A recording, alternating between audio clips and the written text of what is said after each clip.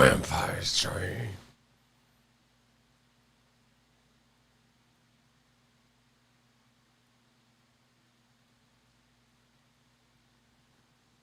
The vampire strain. The vampire strain.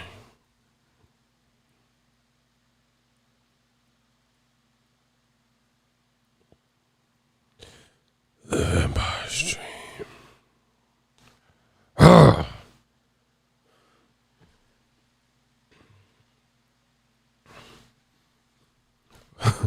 We back. The vampire strain. What's up, guys and ghouls? We back. Yeah. Smash the like button for the vampire stream. I need my serum. Yeah. We back to talk this boxing on the vampire stream. Shout out to everybody out there.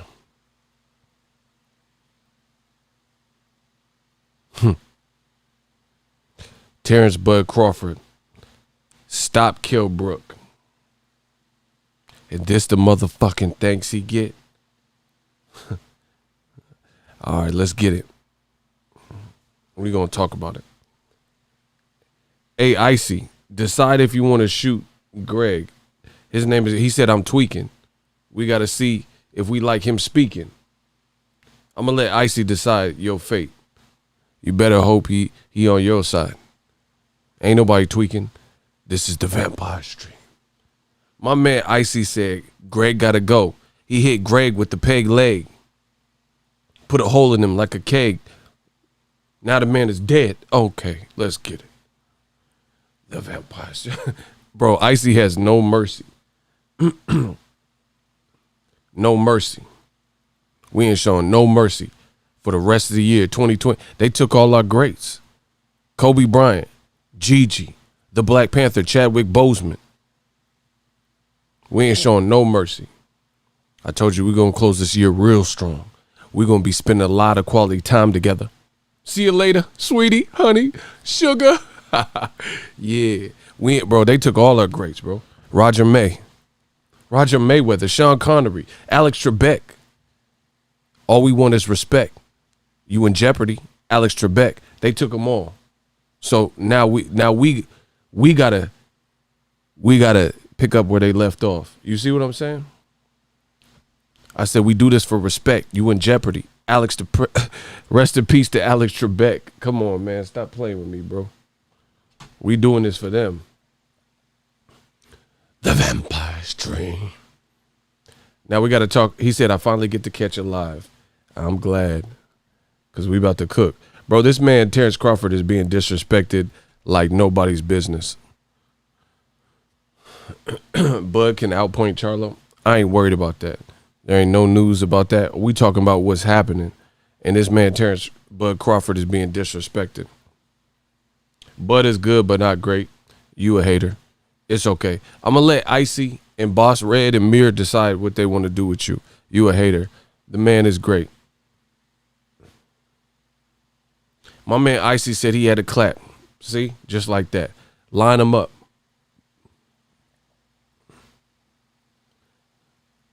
Bro, get rid of them.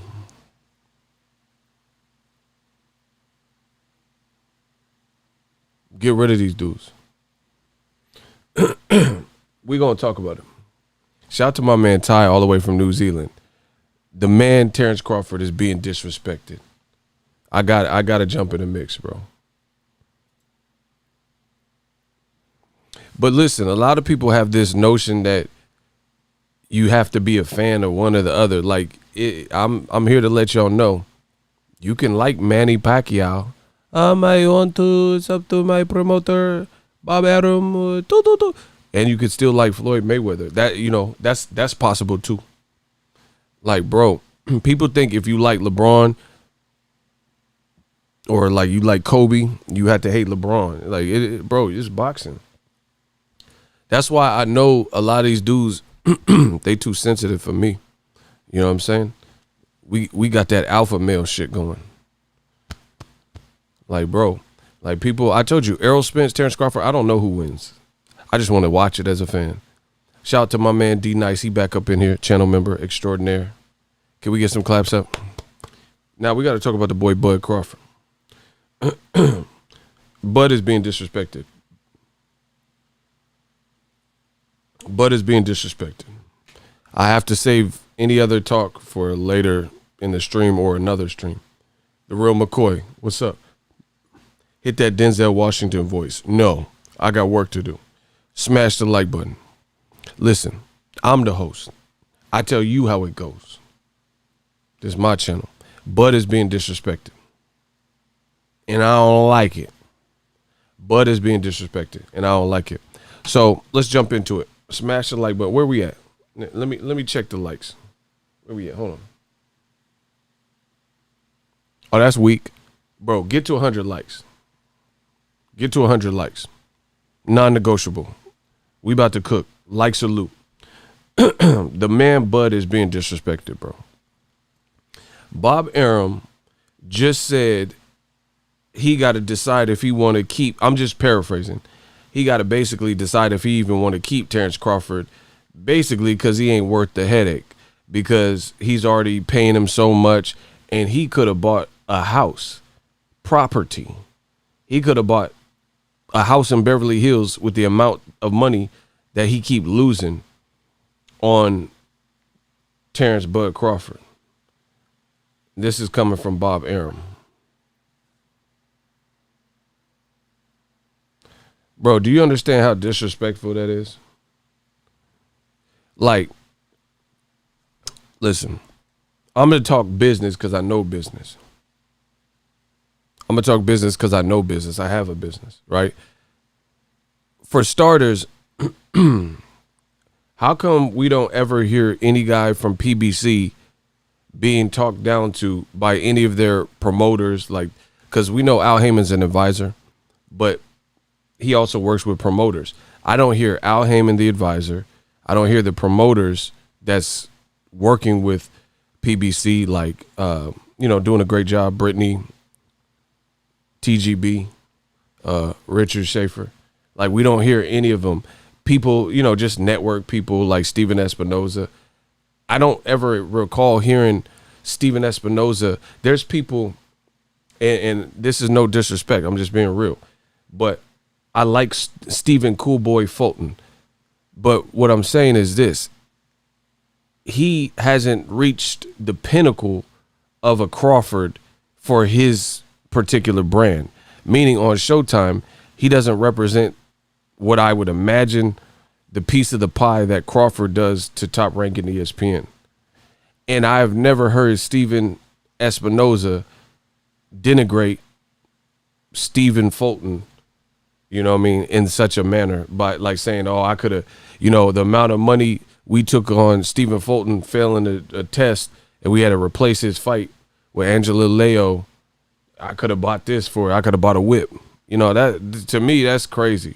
Here's what they think about you. Here's what they think about you. God damn, I'm glad y'all set it off. Here's what they think about you. What's up, Cursor? We got way too many people in here. Oh, you a Fulton right there, bro. That's crazy.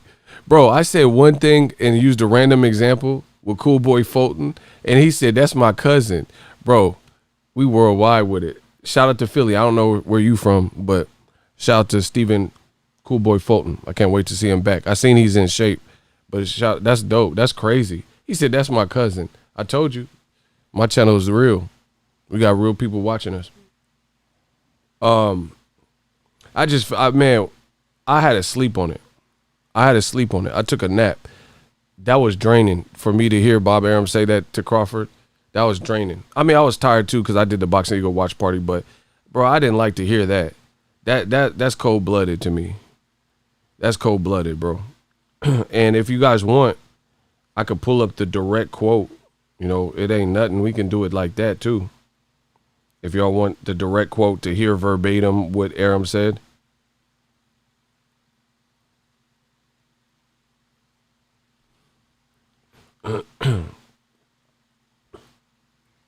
I need y'all to get the likes up for the vampire stream.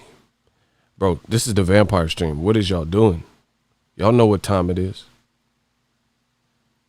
Bro, I hope Crawford reaches out to me behind the scenes. I want to help him with his brand, bro. They doing him greasy. They doing him greasy. And I can help. Listen, like Cassidy said, and I can help you. You will have dimes the size of Alka-Seltzer. Bro, if Terence Crawford, like I do video production, like we could get it all the way bracking. You know, it might cost a little something. It might be it just depends.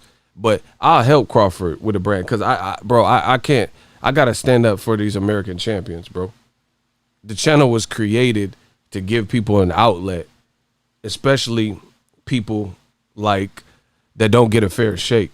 You know, this is why me and DBN created the new media wave and movement. You see what I'm saying? So people that didn't get a fair shake would have a voice, because came into this boxing game, there was a lot of bias, a lot of people who were out there making up stuff and painting this certain narrative. And you've seen in several years through hard work and loyal fans and speaking the truth, you've seen that people have come around, and boxing is shaping up. Boxing is shaping up. You know, boxing is shaping up to the point where it's a different time. It's a different game. Block Fabian Gonzalez. I'm not worried about the next person. Don't come to my channel worried about what another person is doing. Shout out to ES News. Block him. Block Fabian Gonzalez. Listen, for me, I don't even care about losing fans like that. That's why you see me block people openly, because I'm sitting up here talking for boxing and speaking and putting my neck on the line, my brand, my integrity, putting it out there for people to be judged to handle this boxing stuff. And he worried about Ellie Sekback if I think he's biased. Ellie's a cool dude. Block him. You see what I'm saying? We got to separate the boys from the men, the girls, the little girls from the women. Bro, if one of my shooters does not, okay, I slept. My shooters is kind of quick. Bro, he said it was just a question. I don't care. I'm not worried about what another channel is doing or what they did. God bless. Shout out to everybody. I'm talking about what you seen in the title. This didn't say this is ego talking about what another channel is doing. This video is about Terence Crawford and the way he's being disrespected. So just like, since we're talking and we're big on respect and disrespect, respect my time. My time is money. Y'all think because this is my job or because we get paid handsomely that my time doesn't mean nothing? You got another thing coming. Because if I'm not doing this, I could be doing that. This nigga is crazy. Block him. That's what's up. I'll be crazy, but you'll be blocked. How about that? How about that? Who else? This nigga crazy. You right. I am crazy. But you know what else? I don't give a fuck. I don't give a fuck about you. I don't give a fuck. Bro, I don't give a fuck about Steel. I don't give a fuck about Raheem either. Look at this. The brother decides to stand up like a man and throw down. Too bad Raheem had to die first. You crazy, man. You know, you said that last time. I was kind of tripping, right? But now you right. I am crazy. But you know what else? I don't give a fuck. I don't give a fuck about you. I don't give a fuck about Steel. I don't give a fuck about Raheem either. I don't give a fuck about myself. Look, I ain't shit. I ain't never gonna be shit. And you less a man than me. So as soon as I decide that you ain't gonna be shit, pow, so be it. You remember that? Man, stop playing with me, bro. I am crazy. But you know what else? Ego Valley.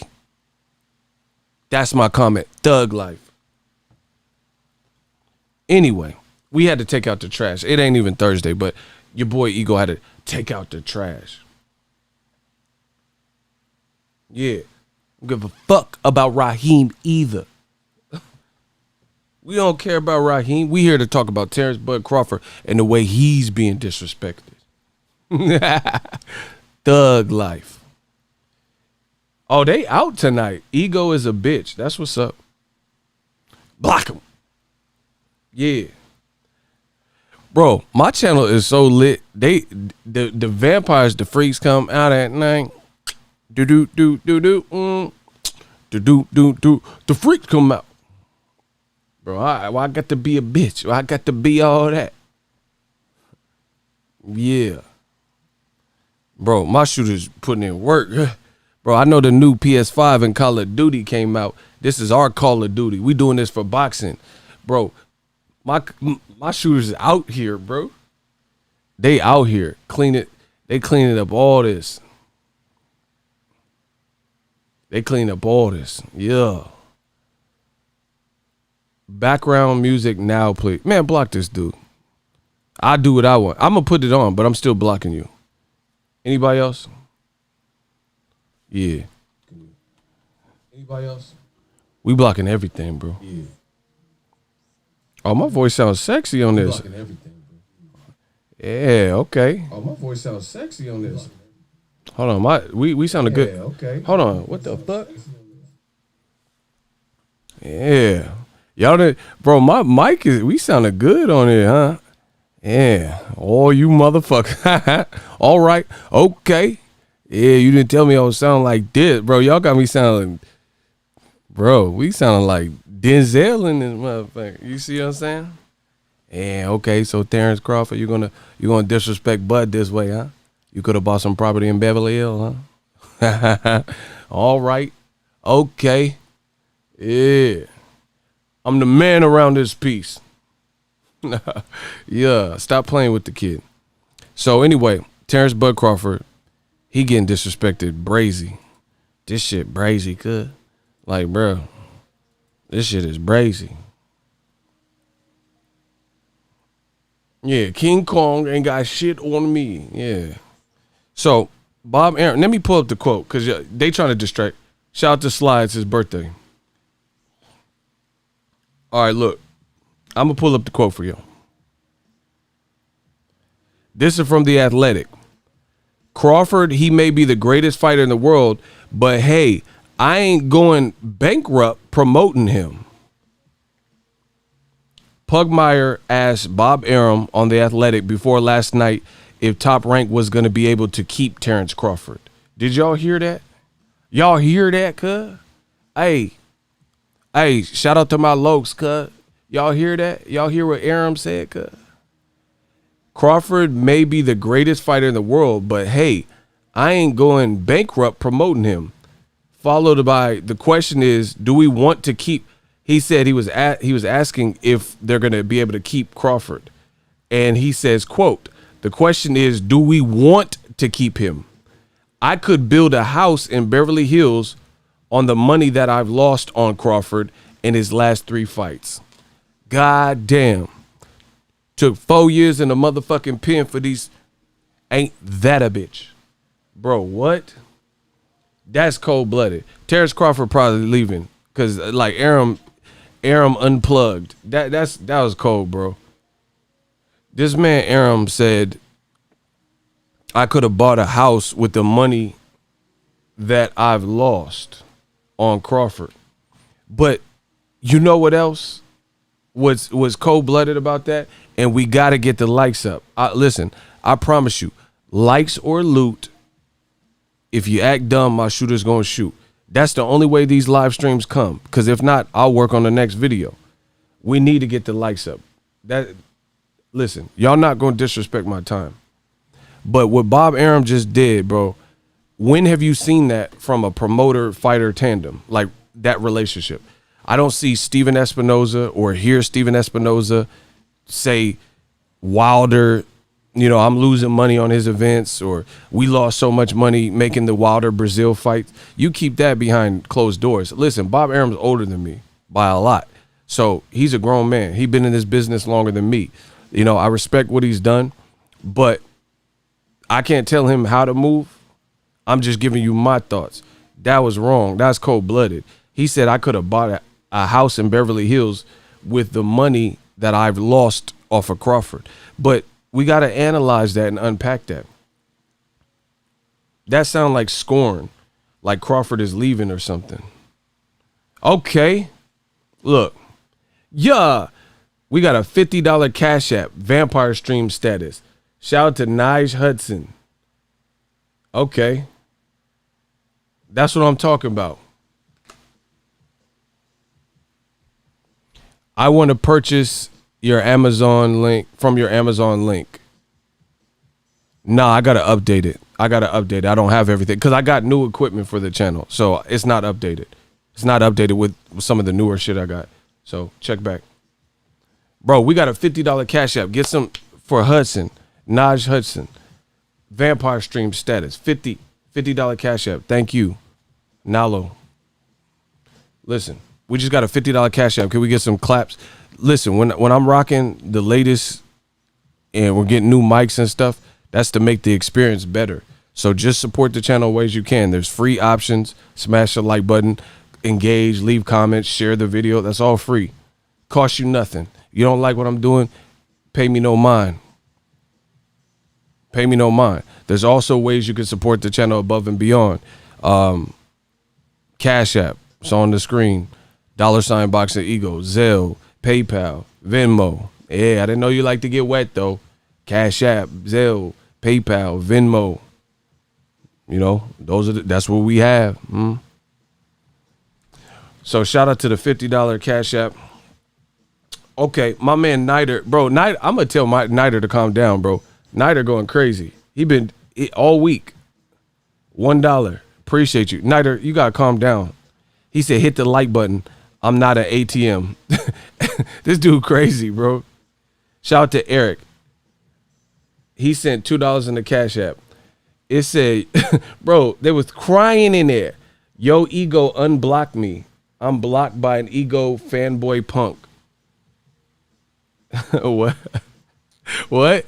Bro, they sent in Cash Apps to get free. Yo, ego unblocked me, blocked me. He said, blocked by an ego fanboy punk. I don't know what that's about. You have to hit me up on Instagram in the DM.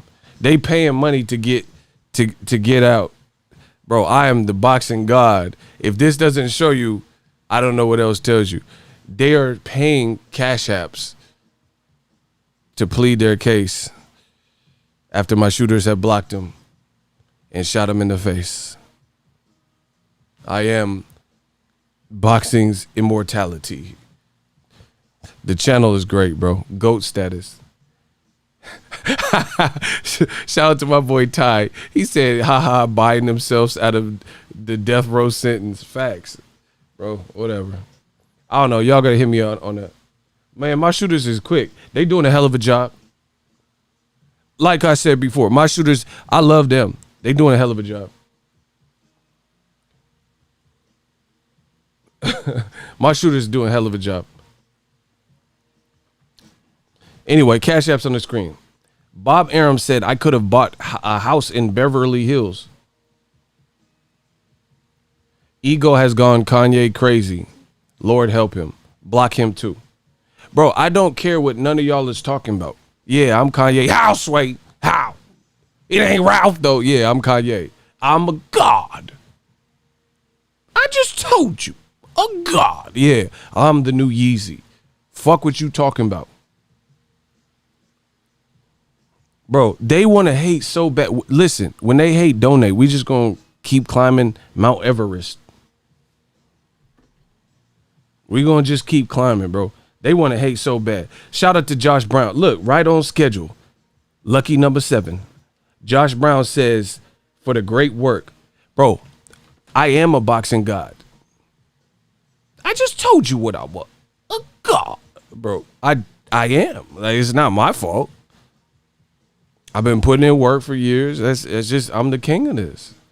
Bro, I'm doing a vampire stream, and we just out here. I haven't even got to all the subject matter. Yo, you're so overrated. You do have a real boxing history, but you're overrated. That's what's up. Block him. I'll be overrated as long as I'm overpaid too. Bro, they are angry. The money keep coming in though. Bro, I'm overrated. Listen, just tell me if this makes sense. The Cash App is on the screen. $ Boxing Ego. Listen, just tell me if this makes sense. I didn't know it was going to be this type of stream, but I took a nap. I'm ready for it. Shout out to Silver American. He said, "Hey, I donate. Ego is the GOAT." See? What I tell you? Bro, you should be, whatever you do, like if you're a janitor, you should be the illest custodian. You know what I'm saying? All these haters, I know. You're a janitor at the little school, you know, clean up that auditorium. That ain't my fault. Be the illest janitor and custodian that this school district has ever seen. Don't be mad at me because we came for nothing. I came from the gutter and I'm still here. Don't be mad at me because we talk this boxing talk and get a little pay, little scratch. Why are you mad at me for that? Because I entertain fans. People want to help the movement. Like my man D Nice in the building. He said, "Here's $5 for the haters." Just let me do it. That's what I'm saying. Just let me work. The haters trying to come. I know it's crazy. I didn't expect this. I was just here to talk to Crawford stuff. Can we get the likes to 200? The haters is mad. Bro, the haters is going crazy. Like, I'm just trying to talk Crawford. But I keep getting interrupted by the money. Okay. Bro, I told y'all, please stop. Look what y'all doing to yourself. Shout out to Christopher Williams. It says, "Fear Me Now," the novel by Christopher Williams. Okay, so he wrote a book, it sounds like. Shout out, check out my man. Shout out to Jay the Real, or Ja. Salute, Ego. Appreciate you. Christopher Williams got a book called Fear Me Now. And he sent a Cash App of $5. Get your hustle on. Hey, that's a good idea. If y'all want to promote, send that Cash App. Y'all want to promote? You know, I'm not finna spend 30 minutes promoting some shit, but if you have something, you know, a little something that you need me to slide, like you got a book, something you good, it can't be no weird, you know, devil worshiping shit. But if it's like a little, you know, you're doing something productive, okay. My boy Nider, look, my man Nider said, what'd he say? Do people get tired of hating and being wrong? Bro, that's that old media vibes. No. Bro, he said, do people get tired of being wrong? No, they don't. So let's keep talking about this Crawford. I'm ready for this. Bro, I took a nap so I'd be ready. Hold on. I needed to be ready for this stream. So what Bob Arum said, that was cold-blooded, bro. Now, listen, because the money interrupted us, so I'm going to go over it again because the money keep interrupting. I apologize. We'll go straight through this. Lance Pugmire, athletic. Terence Crawford may be the greatest fighter in the world, but hey, I ain't going to go bankrupt promoting him, says Bob Arum. Lance Pugmire of The Athletic asked Bob Arum before last night's fight if Top Rank was going to be able to keep Terence Crawford. Bob Arum replied, "The question is, do we want to keep him? I could build a house in Beverly Hills on the money that I've lost on him in Crawford's last 3 fights." Shout out to my man Dale McCree, long time Ego's Army. Hating bad for your health and it shortens your life, LOL. Boxing Ego will be a legend when it comes to boxing media. Absolutely. We did things our way. You know, we built this whole infrastructure. You know, my accuracy rating on predictions and, you know, news and info is high. I'm not perfect, but, you know, we working. $2 from Dante Durham. Keep up the good work. F the haters. Facts. So, Bob Arum says I could have bought a house instead of messing around losing money on Terence Crawford. So, bro, I'm trying to get through it. The money keep coming in, though. I'm trying to get to the content. But the money, y'all keep, bro, bet on us. We got a $5. This is a vampire stream. Shout out to Phil. He said, thought I heard somebody was hating. Bro, y'all got to get the likes up. This is real. This is what we do every day. The fans, they know what it is. And I promise I'm working hard for y'all. Like you guys see the new little backdrops and stuff. And I got more I'm working on. The computer's coming. We got new mics and new everything. We working. I promise I want the experience to be a great one on the channel. I want the sound to be good, the audio. We working. We striving for our greatness. But Bob Arum, that was foul, bro. In my opinion, what he said about Crawford. I could have bought a house on the money I've lost on Terence Crawford. So in the business world, see, people think because I be joking and stuff that we don't have the intelligence. You know, they think, oh, he's a jokester and all that. Bro, you could pull up my transcripts, look at my grades in school. School came easy. Listen, academics is easy. That's easy.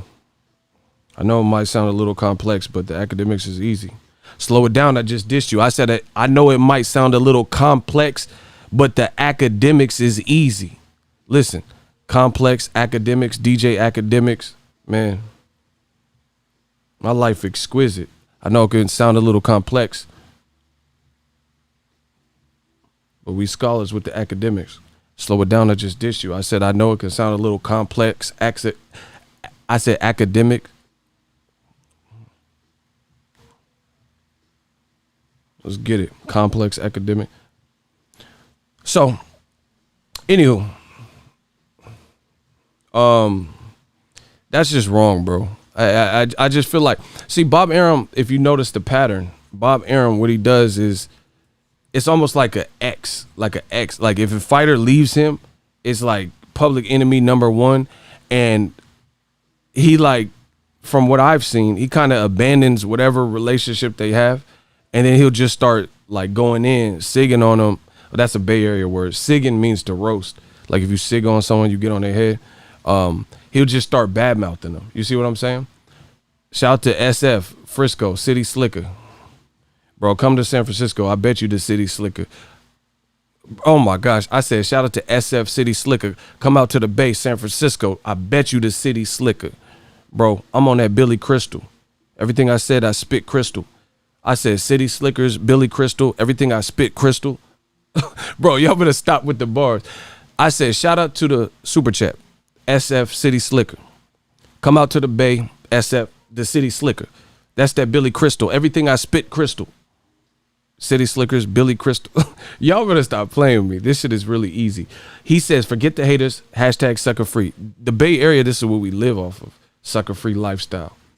Bud need to make that move across the street to the winning team. And we gonna get to that. We gonna get to that. We gonna get to that.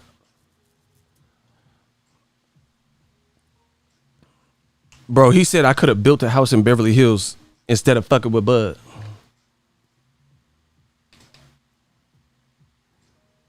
He said he feel like a dummy. He losing money. Fucking with Bud.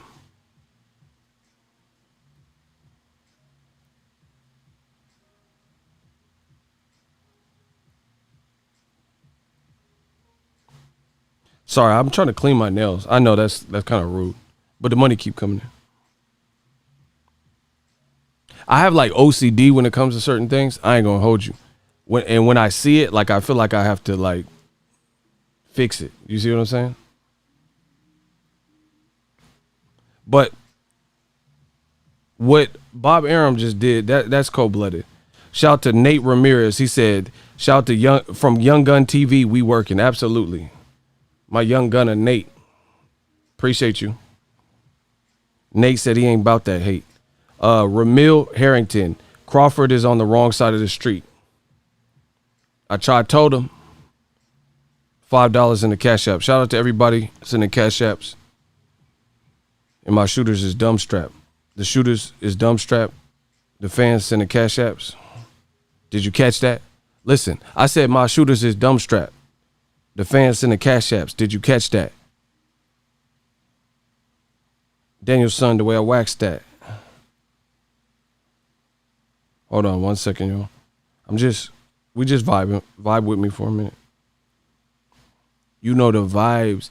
Shout out to Mayday, Mayday. Can I get a birthday shout out, Ego? Everybody put the birthday emojis, the balloons, the cake, the present for Mayday, Mayday. We got a B-Day and a Mayday. and I may cause a melee. Listen, I said we got a B-Day. Hold on. I said we got a B-Day for May Day. I may cause a melee. Spray that with an AK. Okay, we back. My bad. Let's get some birthday claps for him. Block Cedric. You could go. Get him out of here. Fuck was you talking? Bro, they you notice, bro, you ain't never known a motherfucker that hustle more than me that got less to say. You see what I'm saying?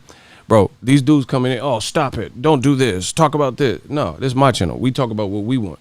Shout out to Mayday on the B-Day. Let's get it. My bad, y'all. So, Crawford, he was just compared to a property that Bob Arum could have got.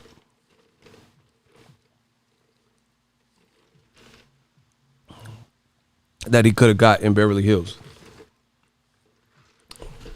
In the business world, that's called a loss leader. Listen. That's called a loss leader. Write it down, look it up. It's called a loss leader. So he's basically saying that Terence Crawford is a loss leader for his company. And he's losing too much money on his last 3 fights. But if you think about it, who did Crawford fight in his last 3 fights? Yeah, write that down. Loss leader. He's saying that Crawford is a loss leader. See, I told you, I joke and, we do the raps and different stuff. But we scholastics too, We got the academic smarts as well. So he's saying that Crawford is a lost leader.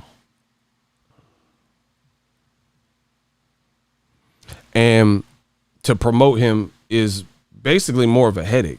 Shout out to my man Bitcoin Calculus. Happy birthday, Mayday, Boxing Ego fan from Finland. Shout out to Finland. We worldwide with it. So that's what he's basically saying, that Crawford, he loses money promoting. But let's look at Crawford's last fights. You put him in there with Kell Brook. You put him in there with Aegis Snuffleupagus or whatever. Shout out to the Natty.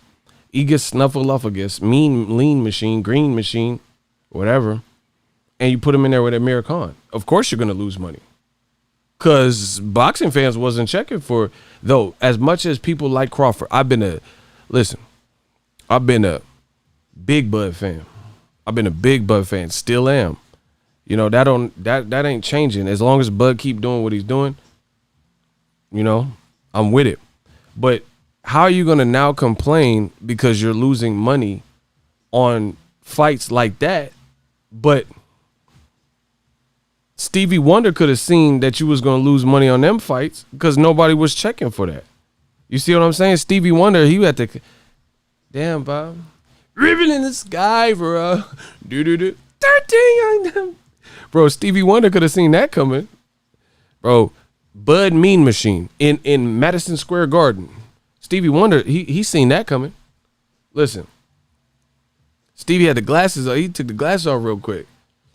Ribbon in the sky, bro. Do. Very superstition. Writings on the wall. 13 on the... Bro, Stevie Wonder, he seen that coming. Things are getting brighter. Stevie Wonder's a musical genius, man. Bro, anybody could have seen that. Like, you put him in New York with Mean Machine, a guy from Lithuania. So if you keep putting Crawford in, a black African-American fighter, and you put him in with guys from Tasmania, Lithuania, Albania, you know what I'm saying, in different places that haven't built their brands either, and you put them in a place like New York, which is very eclectic and multicultural, you're not going to make money if it's a fight that people aren't anticipating. Who name any New Yorker you know? Ego got no chill. Man, I am chilling. Bro, Does New York, are they known for a Lithuanian? And I know it's eclectic and they got a lot of different cultures there, but are they known for like a big Lithuanian community? You see what I'm saying? Like, what was the selling point of that fight? Oh, he has to fight him because he's a mandatory, another mandatory. Like, what was the selling point? So, of course, you're going to lose money on fights like that because nobody was checking on him. Bro, here's an example. See, this is the thing. Bob Arum and Top Rank, some of the method and methodology that they've used and implored and, utilized in the boxing game for years, I feel like it's kind of run its course. So you got to revamp some of the little archaic ways of thinking. That's not really going to be what's popping. Let's do some actual mathematics on my channel. Let's do some actual mathematics on the channel. All right. I'm going to give you two names and I'm going to pit them against Alexander Usyk. Listen, I do this. Ooh, shit. I'm going to give you two names versus Usyk. Listen. Then I'm like Chris Brown with the deuces. Then I pull up with the 2-2, the deuce. Oh, listen. I said, ooh, shit, I do this. I'm going to give you two names in Usyk. Then I give you the Chris Brown deuces. Pop up with the 2-2 deuce. You useless. Let's get it. Adrian Broner or Alexander Usyk. Who, if they fight in America, let's say in March, right? If Adrian Broner fights in March or Alexander Usyk in March, which one is a bigger fight? Block Zizwe Hunt or whatever. I don't even know I don't even know your name, so we just gonna block you. Get him out of here. Okay, Broner. Come on, vote. Let's go. Broner and get ZZ out of here. He a goner. I said Broner and get ZZ out of here. Peace. You a goner. Let's get him. Block him. Okay, Broner because of his name. AB. Okay, block him. Briende. Who the fuck is that? This motherfucker picked a random African name. It is Briende. Alo, Briende. Who the fuck is Briende? I don't even know who that is, bro. Y'all gotta get this spell check together. This motherfucker said Briende. It is me, Akuwali Briende. It is me, Briende. Try again, motherfucker. Did we get him? I don't even know who the fuck is Briende. Man, whatever. Y'all bugging. Okay, everyone said Broner. Got you. I agree. Ryan Garcia or Alexander Usyk. If they both fought at the Staples Center, let's say in March, Usyk is big in the UK. Block him. Block 5150. You think you crazy? Well, I'm really 5150. Block him. I said if they fought in America next year in March, and he says it depends on the audience because Usyk, he's big in the UK. Bro, I just said, listen, my channel is not for you if you can't comprehend simple English, simple instructions. I said if they fought in America, there's always that one kid in class. You see that? There's always that one kid in class. Oh, yeah, it really depends on the audience, the UK. Are we talking O2 Arena? No to Arena. We're not talking about that. I just said in America. So thank you for everybody who answered honestly and didn't try to find a loophole and said Ryan Garcia. I agree with you. The reason I said that to say this, we just unanimous, except for this one guy. Oh, it depends on the audience in the UK. It depends. Manchester. Are we talking about London? Like, aside from him, everybody across the board agreed if there was a March fight between Broner and Guy B, Ryan Garcia and Guy B, those two fights would be bigger than Alexander Usyk versus Guy B. Right? Bro, I got the itch, Poison Ivy. Usyk versus Guy B. Crikey, let's get it. Smash the like button. Hold on, where we at? Let's get the likes past 200. It's a vampire stream, so I ain't really tripping because y'all been showing money. We got a $50 cash. Okay. So just try to get the likes up. But I said that to say this. Usyk versus whoever in America really wouldn't be that big of a fight in March. Like, crowd, no crowd, whatever. It really wouldn't be that big fight. Now, this is where Top Rank, they losing the touch with the culture. Listen, the reason I gave that example, this is my opinion. Top Rank, in my opinion, they're kind of looking at it like we'll put you on we'll hit up some writers, put you on the pound for pound list. Listen, this is important. We'll put you on the pound for pound list, hit up writers, and get them on board to keep promoting that you're the pound for pound GOAT and you're number 1, 2, 3, 4. We'll have y'all all through the list, and then we'll put you in opportunities because we have great relationships with the WBO and WB Frog and all these IBO, all this shit, right? So we'll get you belts, and you'll be the illest person with a bunch of belts potentially. Don't matter who you beat to get them, and you'll be on the pound for pound list. That's it. But you have to understand, we are now entering a culture in boxing where the belts don't define the fighter. You know how the saying goes, money never made the man, man made the money.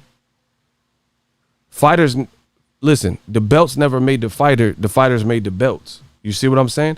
And we're getting and entering that new culture of boxing with new media and the digital age and 2020 and 2021 and technology at our fingertips. We're entering that new territory where it ain't about just belts. Like the WBC, they keep making a belt for anything. They had the fucking Chuck E. Cheese belt if they can get some money off of it. Like, what the fuck is the Chuck E. Cheese belt, right? So the reason I said Broner or Ryan Garcia is because, listen to what I just said. We'll get to the Teofimo. I ain't even worried about that.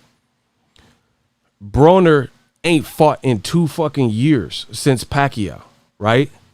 But yet and still, based on how well he's known and how well he promotes, and that he's a commonality in this boxing game, his next fight will be bigger than a guy like Usyk, who just fought and has an Ali trophy and has undisputed on his jacket and has high ranking at the heavyweight. Broner will still outdraw Usyk in America. So that's what I'm saying. When I say Top Rank, the style of what they're doing is becoming archaic because that no longer works. You can't sell us a Usyk when we got a Broner. Even though your Usyk has all these accolades, and this is not a diss against Usyk, but I'm just being real. Even though Usyk got the Ali trophy, won the World Boxing Super Series, got all these belts, Broner, and he's been more active. Broner ain't been active, but he'll still outsell Usyk. Bitcoin Calculus, shout out to New Media Boxing Community, NMBC. This man just created some shit, NMBC. That sounds like some news channel. Broner is still going to outsell Usyk if you put it in America. Broner versus Ivan Redcash. If you put Usyk versus Derek Chisora, Ivan Redcash, I like him, for the record. He funny. He funny as hell. But he just lost to Danny Garcia in January. He is not somebody where he's a household name. You see what I'm saying? He is not a household name. But yet and still, the fight with Broner is still going to be big. It's still going to be big. If you put Usyk in there with somebody whose name like a Derek Chisora in America, that shit is going double wood. It's going to flop. It's going to flop.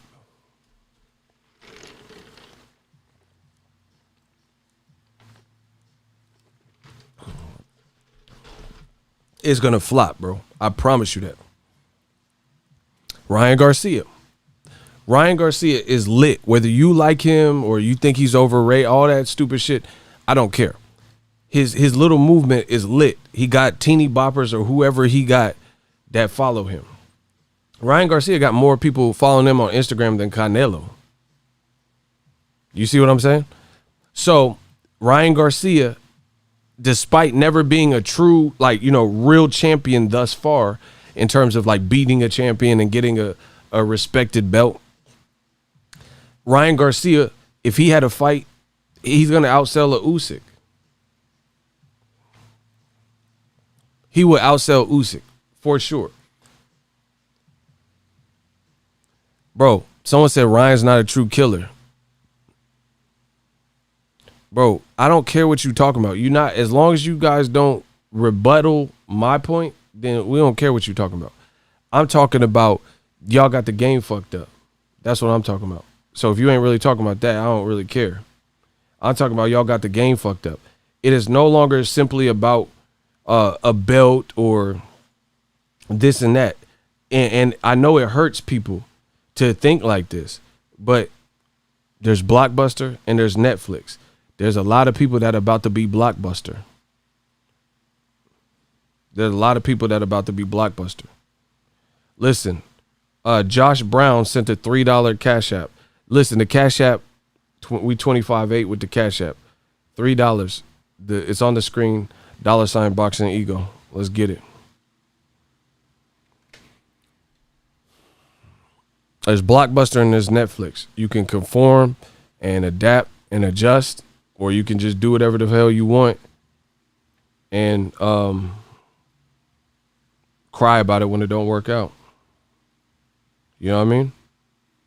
My man Prada Pierre, he says, hey, this man, he want the impressions. Prada Pierre just sent a $6 Cash App. He said Mike Tyson, what does that say? Hold on. I got to turn my phone around. He said, I'm an imperial cuddler. I'm a hold you tight. He just wanted me to do the impression. You a fool, bro. Dale McCree sent a PayPal. I told you we lit. I didn't mean to put your name on. $10 in the Cash App. Broner lose fights and still make more money than Bud. That's probably accurate. That's probably accurate. Shout out to y'all. We got a Cash App and a PayPal. Appreciate y'all. It's spinal. That's probably accurate, bro. That's probably accurate. And it's not a diss against Bud. It's just what it is. It's with your promotion. George Richardson. This man ego stay working. I am boxing. Good work, my guy. I do this for y'all. You know, I do this to grow my brand. That's what we in it for. But you got to understand, like the top ranked methodology is like a dying horse. You know, you got to make some adjustments because it don't look like this horse is gonna make it unless you change your way of thinking. Making money while your haters sleep. I'm always working. I'm always on time, like Ja Rule and Ashanti. The game is mine. My man said, Chaz Main, he said, support the channel, become a member, hit the join button. It's $5 a month. That's easy. Yeah, I mean, just so you guys know, I don't like, first of all, we're in a pandemic. So I'm not just out. I'm still weary about everything. I wear my mask and stuff. Shout out to Bitcoin Calculus. We got a new channel member. I told you, we the wave. Get with it. Get with it or get lost. We the wave. We doing vampire stream numbers on a vampire stream. Crazy. But I appreciate everyone for the support. You know, this is very encouraging to the brand.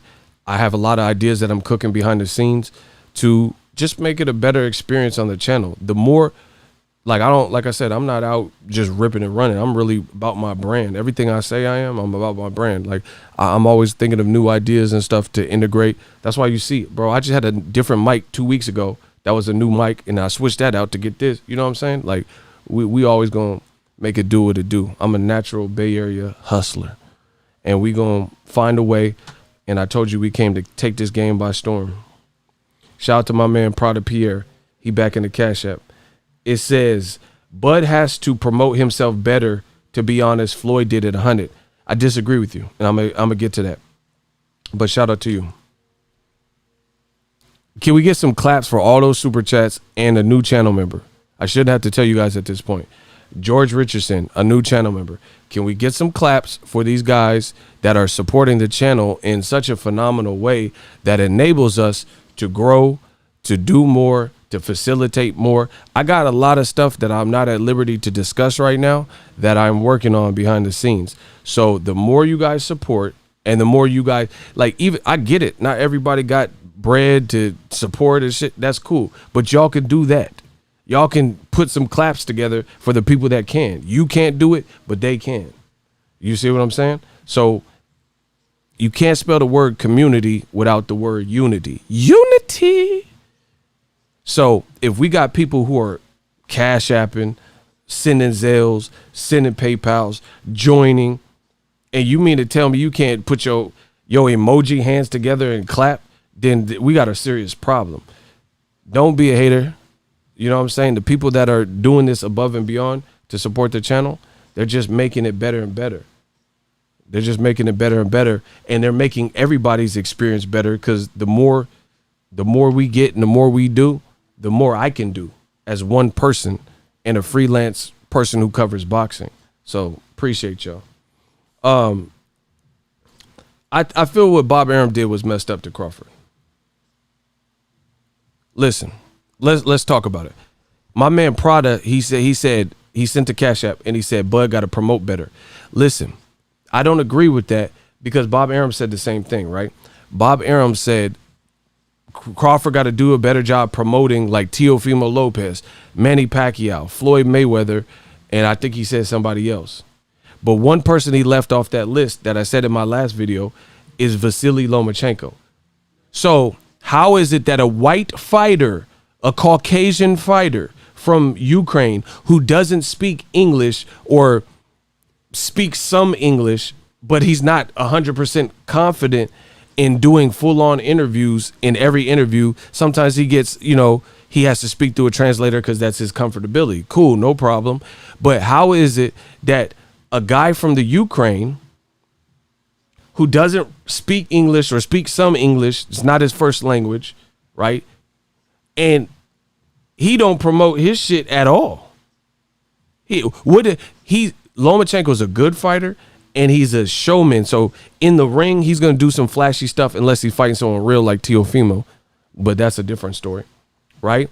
But Lomachenko don't do jack shit to promote the fight. So why does a black fighter, listen, we got to change this narrative and flip the script. That's why my channel is so potent to the game, bro.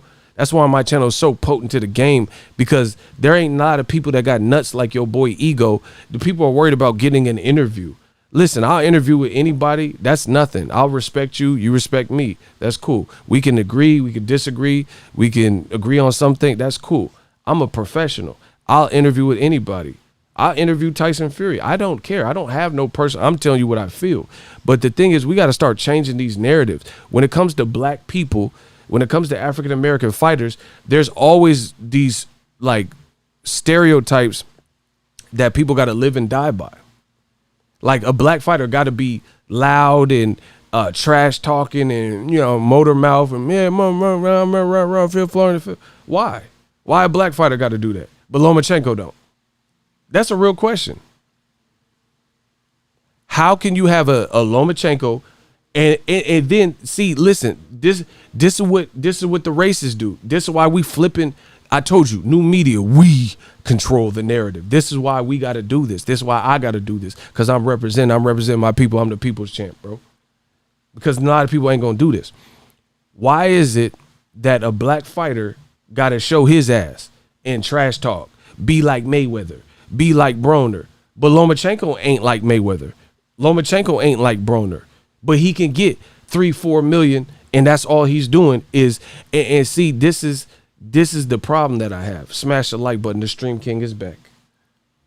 The vampire stream. This is the real problem that I have with that. Is, first of all, it's not true, and you know that.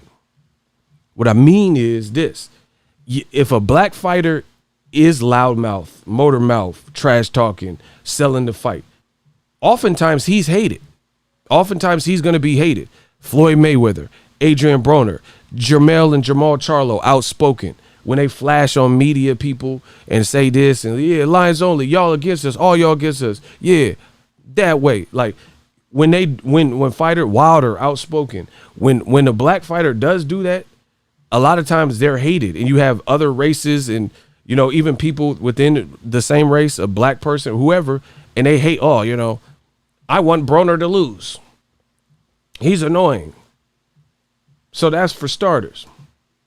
But then when you're a great guy, like someone who's a personal friend of the channel, Andre Ward, when you're approachable,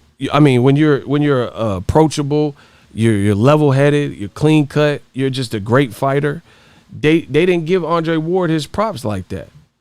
And he's a good, humble, God-fearing man. There's been a lot of people like that. There's a lot of people that don't go the Floyd route. Danny Jacobs, that's another personal friend of the channel, bro. And I'm going to be checking out his fight, with Rosado. Danny Jacobs has one of the best boxing comeback stories in modern boxing history. He beat cancer. The shit was wrapping around his spine, and he fought through it, beat cancer, and then beat Triple G ass. How you beat cancer and beat Triple G ass? I thought he beat Triple G. Facts. Ward said the same thing. They want the black fighters to shuck and jive. Boss Red. Facts. See? Bro, this man beat cancer and then beat Triple G, in my opinion. And he got a great story. He's a great dude. He's clean cut. He's always in shape. He beat Chavez Jr., son of a Mexican legend. And they don't get behind Jacobs like that. So it's a lie. They want you to act niggerish just cuz. That's a lie, bro. That's a lie. That you don't get, like, my advice to any fighter that's watching my channel is this. Be you. Whoever the fuck that is. If you're a trash talker and you're highly competitive and you get in people's face, be you. If you're quiet, you read library books, if you Floyd Mayweather level, if you Keith Thurman, you want to play the flute Indian style, be you. Be you. I have no problem with Keith Thurman sitting Indian style, wrapping his hair in a little bun and ponytail shit and playing the flute. That's him. That's his tranquility. That's his private bliss. Good. Do that. I encourage everybody to be themselves. Like me on my channel, they keep coming to tell me what to do and how to run my channel and all that. Bro, I'ma be me. If you don't like it, I'm not your cup of tea. Okay, don't watch me. I don't know what else to tell you. You think I'm gonna stop, bro? I've been me all my life. I'm gonna stop for you? Get the fuck out of here. What the hell? Listen, I'm gonna say it again for the slow people in the back. I've been me I've been me all my life. You think I'm gonna stop for you? I'm gonna stop being me for you? But I've been me my whole life. This ain't a gimmick. This ain't like I've been me all my life. Cause a fan or a hater or haters, they undercover fans, says something on the channel. Oh, you should do this and do that. I'm gonna stop being me for you. I don't even know you, but I'm gonna stop being me. Okay, that ain't happening. Shout out to Boss Red. They called Ali the Louisville Lip and hated him before he got sick, and they called him a great. That's what they always do. Now all the people who are deceased. If you're a classic black fighter that's dead or retired, they'll give you props. Them being the racist. It's okay to wear a Mike Tyson shirt now. Wear that shit when he was saying all that crazy shit. Come and say that to my face, you punk ass white boy. I'll fuck you to ass in front of everybody. Why didn't you wear the shirt then? When he was at it, the height of it all. Why you didn't have no Mike Tyson shirt then? When he was like, are you talking at a time? Normally I don't do interviews with women unless they're gonna fornicate, so you're trying to fornicate. Like, bro, wear the shirt then when he was trying to fornicate. Yeah, when he was in prison. When he was in prison for some fake shit. Why don't you wear the Tyson shirt then? They want to wear the Tyson shirt now because he doing podcasts and smoking weed and shit. Wear the fornication shirt. That's what I'm talking about. If you really about that. Where the when he was trying to fornicate, I'm gonna be all over you like pigs in a blanket. I'm gonna fornicate. I'm gonna fuck you for everybody, bro. Wear that shirt then. Fuck is you talking about? Yeah, wear the fornication Tyson shirt. That's what I'm talking about. Can I at least get a blowjob? They took all my money. Like, wear that. Wear a shirt to say, can I at least get a blowjob? Because they took all my money. Fuck is you talking about? Man, y'all better stop playing with the dawn. I'm a one-on-one. After me, there will be none. Ain't nobody in this boxing game did like me. Ain't nobody did like me. They can't hit these impersonations like me. Wear the Tyson shit when he was doing all that crazy shit. Bro, like when he was at the press conference and Mike Tyson, they asked him a simple question. He was like, I don't care about boxing. It's not even about that. I haven't fucked my wife in 4 years. I'm in training. I'm training. I don't care. I'm not dignified. I'm not eloquent. You'll never let me be that. I haven't seen my wife and kids. I ain't fucked my wife in 4 years. How come, Mike? None of your damn business, white boy. Wear the shirt then when he said that. How about that? I'm not a scholastic, I'm not eloquent and dignified. Y'all would never let me be that. Like, wear that Mike Tyson shirt. They want to wear the Mike Tyson, the calm, tranquil, weed-smoking Mike Tyson. Wear it when he was a fucking barbarian. How dare you talk to me like that?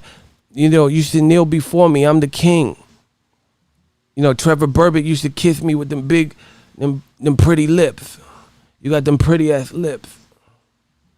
Bro, when he was saying that crazy shit, dog. Wear that Mike Tyson. Yeah, I'm gonna fuck you till it's spinal. I'm gonna fuck you till you love me. And fuck that. Lennox, I'm coming for you, sweetie. I'm coming through your window. I wanna eat your wife, I wanna eat a kid. I want breakfast. I'm a Muslim. I can't eat bacon. I can't do that. I can't eat the bacon. Bro, fuck it. I'm the GOAT, bro. $10 just for the Mike impersonation. Yeah, wear that Mike shirt. The crazy Mike. They were calling him all types of names. They were saying I was not humane. I was a barbarian because I would look at guys and I would knock them out with the skullduggery. Bro, talk about the skullduggery, Mike, bro. Talk about spinal. Fuck y'all mean, bro. I'm in my zone, bro. Talk about that. Yeah, talk about Prada. He's sending these cash apps. I keep seeing them every time. It keep popping up. All these motherfuckers and money. Listen, they all want to praise my channel. They all want to praise. They know I'm the greatest. They know they sending the cash app. Bro, I'm the king of the cash app. I told you. I'm the king of this. Hold on, let me get to these cash apps. Niter, he says $3 cash app. Loma can say less than a brick, but he's not a pain. Facts. Shout out to Prada. He sent $4. I agree with you. I feel Bud could push himself too. Yeah, but hold on. My man Prada, he sent another one, $3. I felt Andre Ward should have been a household name too. Yeah, he definitely should have been like huge. My man, y'all going crazy. Goddamn. $8 in the cash app. It says Bob ride Loma dick and he eats and he says less than a rock. Niter sent another one. Damn. Can we get some, bro? Niter and Prada sent hella. These are all fresh. $4. It says Tyson Fury getting negative promotion, but Bob don't mind. Exactly. Can we get some claps for Prada Pierre and my man Niter Johnson? Bro, they just went ham in the cash app.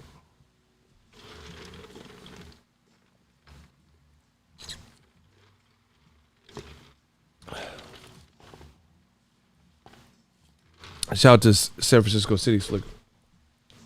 Yeah, I'm not dignified or whatever. I'm not a scholastic.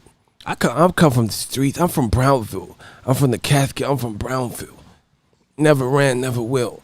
So I don't know all these terms and in the different in the terminology. I don't know how to be that way. It's like when Cuff, when I first got to Cuff House, I was like, I should rob these white people because I'm from the streets. I was robbing, stealing, killing, robbing, giving, all the types of stuff. My mental is at a different precipice. I went in Cuss house. It was a mansion. I was like, I should rob these white folks. I'm the new Mike Tyson.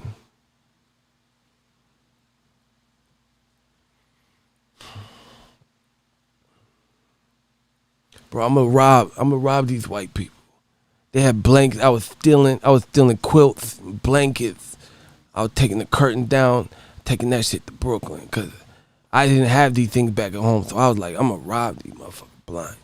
Yeah, I'm on that old Tyson Savage shit, bro. I'm a macho man like Randy Savage. 1988, Tyson with the Savage shit. Oh my gosh, I was about to start spazzing. I said I'm on that 1990. His recent podcast with Sugar Ray. Oh, I seen that. He was wilding, bro. Listen, I said 1988, Tyson with the Savage shit. WWE ravishing. Rick Rude when I... Damn, y'all keep hitting me with these alerts. This shit, I gotta turn these alerts off. They super distracting. Y'all blowing up the Cash App. Give me a sec. Back to Terence Crawford. The Vampire's Dream. Hey, Prada is a fool, bro. He said, Mike Tyson, he said, fuck it, it's a fight. Whatever happens, happens. You don't like it, change your station. I'm talking to you how I want to talk to you. Facts. I'm on that old Tyson shit. I'm talking to you how I want to talk to you. But anyway, what Bob Arum said with Crawford is foul, bro. To me. Y'all can feel how you want about it. Y'all can feel how you want it. Black Noise Sauce. That's what's up. But the money keep coming in from Mexico, all the way from Mexico. My man, Cristobal Ramirez, he sent a dub. But block that dub, Noise Sauce. He can go. He said, Tyson, LOL, this guy. Shout out to Mexico, all my people in Mexico.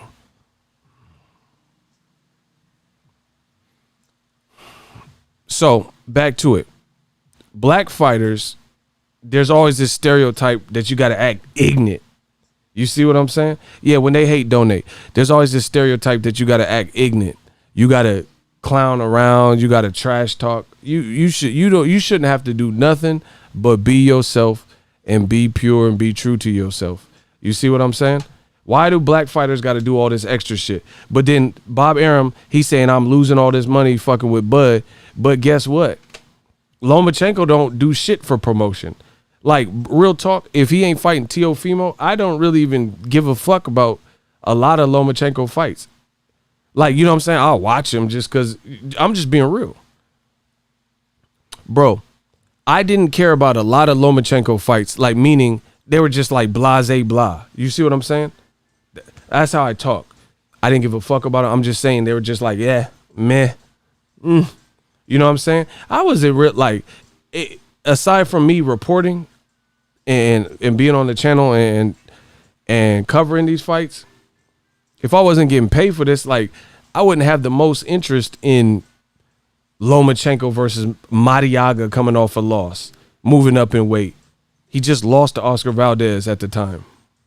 What is that doing?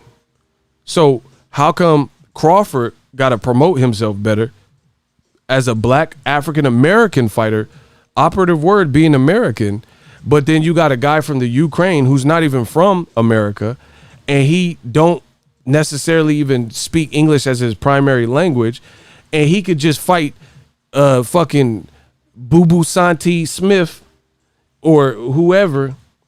He could fight Anthony Corolla in America at the Staples Center the week Nipsey Hussle was being buried, and he ain't got to promote it for shit. Explain that. Explain why Crawford, why you have to complain about Crawford not promoting himself well enough, but Lomachenko, he fought Anthony Corolla in LA and he didn't do shit to promote it. What did he do? Name one thing. I'll wait.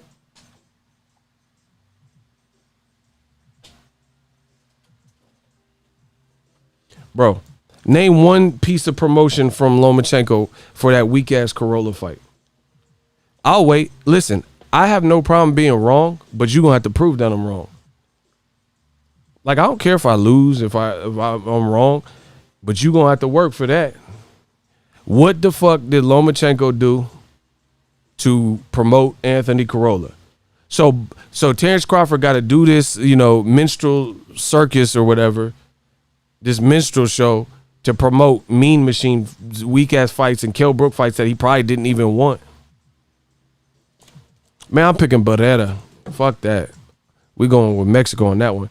Lomachenko Barrera might look what he did to Prince Nassim. Prince Nassim was probably more dangerous than Lomachenko, to be honest, because he was unpredictable and had power.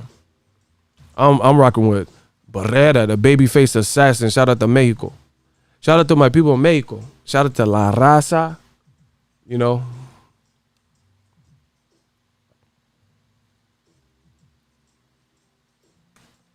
Nider is petty as hell. He said Loma was touching them flashing dots. Man, I don't give a fuck about that Simon Says bullshit.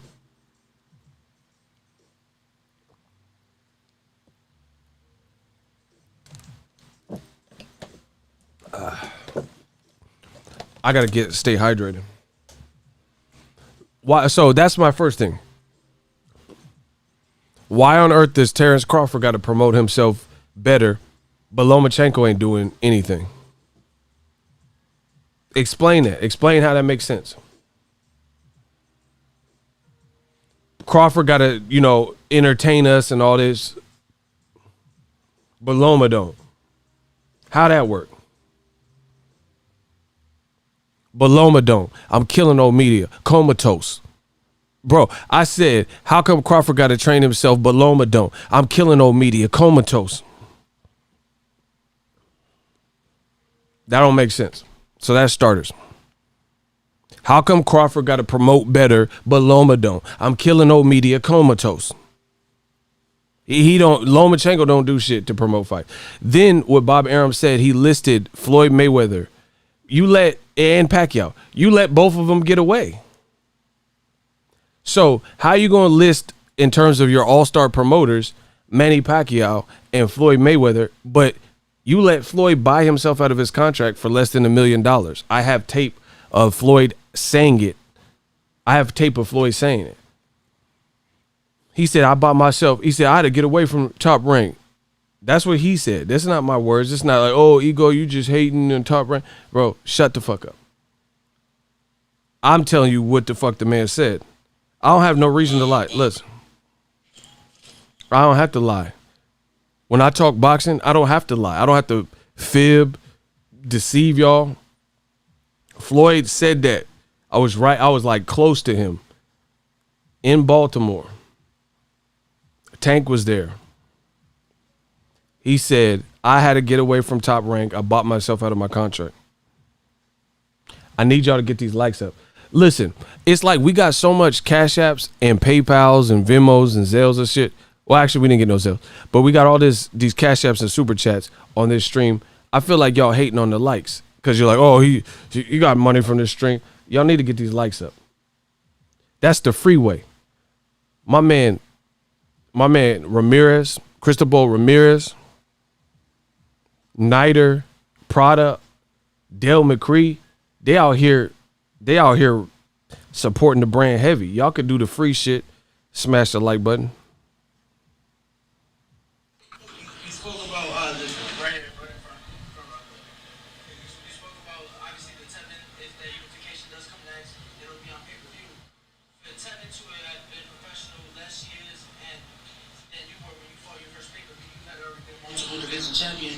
What does that say about you? Because obviously nobody knows him better than you. For you to have that confidence that he's ready for that pay-per-view stage, what do you see? Well, you have to.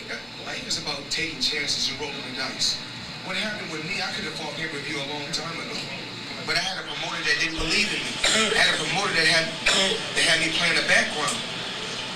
I never cried and complained. What I did is said, put him in front of me, and I'll continue to beat these fighters. Eventually, the world will see, and eventually I'll be a household name. So it took time.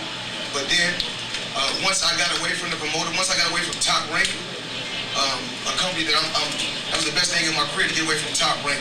Once I got away from Top Rank, it was crazy. I bought myself out of my contract from Top Rank for $750,000. And just when I was away from him, just in 3 fights, I made $750 million when I was away from Top Rank. So I made the best move that was best. Bro, that's Floyd, and this was years ago. Listen, I love boxing. I love fighters, but some of you fighters is dumb as a motherfucker, bro. There's hella fighters that left for very similar reasons, bro. So once you get to a certain level, listen, I'm not finna sit up here and just badmouth no promotion. It is what it is. But my thing is, if you get to a certain level where your name known, you have to analyze your every move, period. You have to analyze, do I need a promoter? Should I be a partner in this? You know, why? Like, you don't see the difference with PBC and Top Rank is when I watch an Errol Spence fight, it might say Man Down Promotions on the ring, on the little ropes and turnbuckles and shit like that. You'll never see that for Top Rank fighters. You never see TBC in conjunction with Top Rank or vice versa, Top Rank in association with Terence Bud Crawford, and you see Crawford logo, because he ain't getting that. I mean, just common sense. But if you watch a Showtime, it will say, you know, or Fox, it'll say Bronze Bomber Promotions or Man Down Promotion, Lions Only Promotions. That's just a fact. That's why they try to X Al Heyman out the game early and sue him and shit because of fear, because he was hipping these fighters, because he's an advisor. You can't act as like an advisor, manager, and promoter all in one because of the Ali Act. So they were trying to X him out the game and at least, you know, set a precedence early. Like, we don't like that shit. Nah, there was Rico and Belly. I don't like that shit. I'm about to drop a dime on them niggas. I don't like that shit. And they were trying to do that early because they knew that he was hipping the fighters to get smarter and wavier with their brands. The money keep coming in. The Good Fruit gift shop. It says $2 for your channel. Dope, bro. Keep grinding. We on it. Appreciate you. Prada Pierre again. $3. Appreciate you. It says, what you think Bud should do? He got to leave Bob Arum. Listen, the choice is up to him, but me, I can't have nobody talking about me. You talk about me and we supposed to be in the business dealing. That's going to be a problem. Errol was beating Chris Algieri with Jamaican beef patties the whole night. Oh, wow. So, I don't know. Crawford, he a grown man. He make the decision that works for him. You know, I don't tell people how to move. I'm worried about my business. I stay in my business, worry about my business outside of talking this boxing stuff. You know, then I'm forced to worry about other people's business. But, you know, I just chime in with my 2 cents. Cash App's on the screen. $ Boxing Ego. I'm worried about my business. $ Boxing Ego. Cash App. I'm worried about that. PayPal. You know. But that was, to me, that was a negative thing to put out there, and it makes you wonder about the relationship between Top Rank and Terence Crawford at this point, because, bro, he just said I could have bought a house in Beverly Hills with the money I'm losing from you. The reason he's losing money off Terence Crawford is because of the matches that they're coming up with. That's it. If you're putting him in with, bro, I told you, Top Rank, they have to figure out a way to integrate and promote their black fighters. It's that simple. You have your strongest black fighter that has done the most, Terence Crawford, fighting 2 British dudes in America that people think are washed up, Amir Khan and Kell Brook. 2 guys that were signed to Eddie Hearn and should have fought each other, and they were at best, you know, that was a domestic rivalry, and they're about the same level of their career. They both have been stopped at a point, you know, when Errol Spence and Golovkin stopped Kell. Amir Khan been stopped hella times, you know, Bradis Prescott, Danny, Canelo. So they should have really just fought each other and then try to cash out and make a little bit of money. But instead, boxing fucks it up like usual and then puts them with an A-lister like Crawford, and he destroys them both. Now, who cares about Kell Brook and Amir Khan? If I'm being honest, who cares if they fight now? That's like Brandon Rios and Victor Ortiz now. I mean, we wanted to see that 20 years ago. You know what I mean? So it's not about Crawford needs to promote himself better. It's he needs to fight better matches, and this is what you've given him.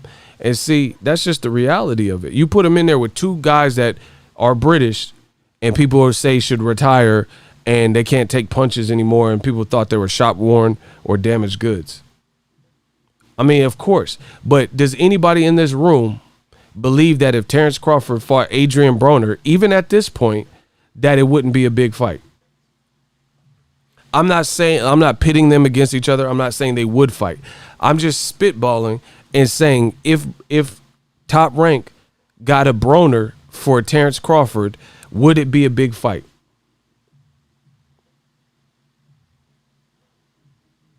Would Terence Crawford versus Adrian Broner be a big fight at any point in the last 5 years, including present day? My man Nider said it would be a major fight. Of course. But then if you put him in there with Kell Brook, if you put him in there with Amir Khan, who people think have seen better days, and they're British fighters, you know, you put him in there with Mean Machine. I mean, this is what's going to happen, bro. And I've said it for you. Listen, this has to be one of the, I know I say this every year because it keeps getting worse for old media. This is probably the worst year for old media. If you listen to everything I've said the same thing over and over and over and over again. I've said the same thing. And now you're starting to see it. I am the prodigal son. I'm the prodigal son, Ego Stradamus. I say the same thing, and then now you see it.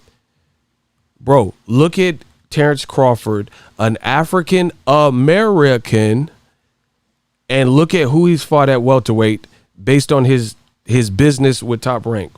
You fought an Australian that didn't even really beat Pacquiao for real, Jeff Horn. You fought Jose Benavidez after he had been absent, so he had a lengthy layoff and he got shot in the leg. So his whole momentum was slaughtered from what it was when they first came out, him and David Benavidez. So you put him in there with one Mexican American, and that was actually a good fight. I was at that fight. That had a good build up and everything. So listen, I'm not the smartest brother in the world, but let's analyze it. Terence Crawford, this is his whole welterweight run with Top Rank. You put him in there with the Australian dude, whatever. The best, if you look at, correct me if I'm wrong, which I know I'm not, but whatever. Out of every single welterweight fight that Terence Crawford had, the best build-up and the best probably fight competitively was what? A black fighter, the black channels, Terence Crawford, and a Mexican fighter, Mexican-American, Jose Benavidez. That was a fun build-up. He pushed each other or whatever. Oh, he pushed him at the weigh-in, and then he swung, and then Crawford swung at him. That probably had the illest build-up. A black guy and a Mexican guy. Black American, African American, and a Mexican American. That's the facts. No other fight had this type of buildup that they did. So a black American, African American, and a Mexican American gave you your best buildup, the most drama before the fight, and it was actually a competitive fight, and it ended dramatically, and it ended in the final round. So Kell Brook got blazed. He got blazed. That, hey, bro, I don't even smoke, but I'm gonna come out with my own strain of weed called Basically, because Kell Brook got blazed. Hey, you want some of this Kell? Nah, not the spinach Kell, not the green Kell. You want some of this Kell Brook? Bro, slow it down. I just dissed you. I said you want some of this Kell, not the green Kell like spinach, but the other Kell. He got hit with Johnny Rockets. It was over 4 rounds. Jose Benavidez at least went with a bad whatever leg or whatever they said, 12 rounds. And it was competitive. Hey, Nick, you want some of this kale? I got that basically. Oh, shit, that kale hitting today, bro. Bro, he got smoked. Hillshire Farm, smoked sausage, bro. This motherfucker got destroyed in 4 rounds. And then you wonder why, oh, what? Why are you guys mad at this? The shit was trash. 4 rounds, he just, bro, he got hit and moonwalked. And fell into the ropes and just, like a, nah, I almost said something out of pocket. I ain't gonna say that. So, let's keep going. This is Crawford's whole partnership with Top Rank. You fought an Australian guy. Crawford destroyed him, and it was effortless, or it looked effortless. Australian Jeff Horn. Your most competitive and best build-up fight that lasted 12 rounds was Jose Benavidez, a black fighter and a Mexican-American fighter. 2 Americans, right? You fought Amir Khan. He got dropped in the first round and looked crazy, and then quit by the 6th round. Said he got lowballed and he couldn't continue. Then he fought Mean Machine. That was competitive, but I think that was a lot of it because Crawford was fighting stubborn and staying in the wrong stance and blah, blah, blah. But there was no build up to it. There was no build, like it was no fun build up. It was a solid fight, but it was no fun build up, and it didn't lack the intensity. Like, do you have a Lithuanian guy in Aegis Kavalaskis who has very low profile? Jose Benavidez at least had Hispanic people and a Mexican fan base that was probably rocking with him, people from Arizona and shit like that. And then you put him in with Kell Brook, and then he did a little bit to promote the fight, you know, and then it was a massacre in 4 rounds. And you wonder why Crawford's, you blaming it on him, saying he needed to promote himself tougher. No, Top Rank don't have the welterweights, and you need to get him some better work. He's too good. Bro, he is too good to be fighting. So, bro, just listen to this. Listen, y'all ready? Name a black fighter. You hear me? Tell me when y'all ready, because y'all tripping.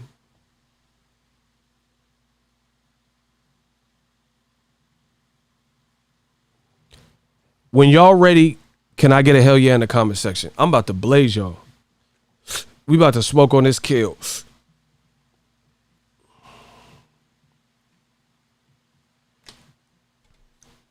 Tell me when y'all ready, because I was born ready. Canelo voice. 300 likes, let's go. All right, y'all still with me. Y'all still rocking with me. Name a high level. So you guys know what that means. A PBC fighter that's a name brand, like a name recognized PBC fighter that has not fought in their last 5 fights. They have only fought 1 American or no Americans. You guys get the question? I'm going to repeat it.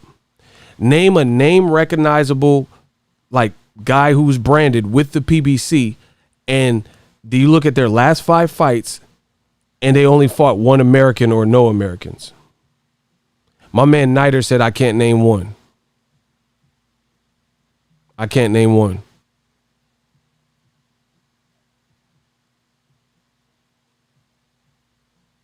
You know, you look at their last 5 or so fights and they only fought 1 American. You know what I mean?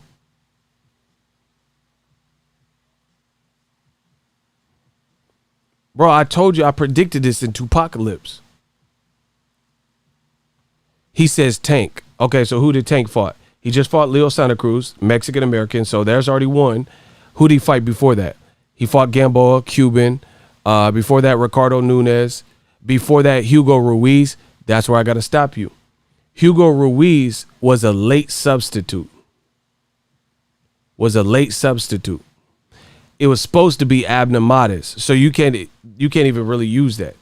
because his initial assignment was an American in Abnamadas, and Abnamadas couldn't make it to the fight date. So I already blew that out. I'm not using Gary Russell because Gary Russell barely even fought in his last couple fights. In the last couple years. So I'm not worried about Gary Russell. Keep going. Because I got to think of who even Gary Russell even fought. Recently. He's not really active. I said a name. I'm talking about someone who's name known, like who's on a Crawford level. Gary Russell has been like spotty activity wise. You see what I'm saying?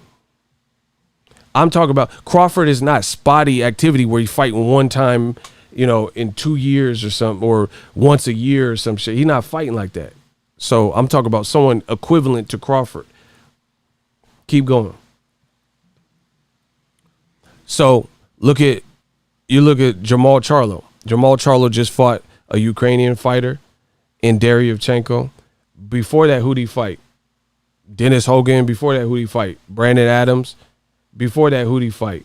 It was supposed to be Willie Monroe, but he failed a drug test. So there's another American he was supposed to fight, and through a failed drug test, he didn't. You guys get what I'm saying? But you look at Crawford. I just went through Crawford's welterweight run. He's only been in there with one American in a division that is chock full of American fighters. That's the problem. You have a welterweight current division, 147, that has a ton of talent that is American, yet Crawford is fighting an Australian Jeff Horn, one Mexican-American fighter, Jose Benavidez, one person. But everyone else is British Amir Khan, British Kell Brook, Australian Jeff Horn, Lithuanian Mean Machine. And do you wonder why Crawford ain't bubble? I told you. Top Rank is basically doing what put HBO out of the business. Everything starts from now, new media. You doing, bro, it's like, who's seen the movie 8 Mile? Who has seen the Eminem movie 8 Mile?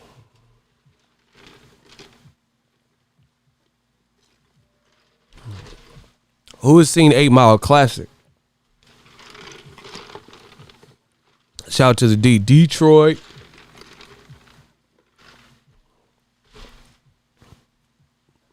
Great movie, absolutely. In one of the battle raps, Eminem, B Rabbit, that's the character, he said, "Ain't you listened to the last round, meathead?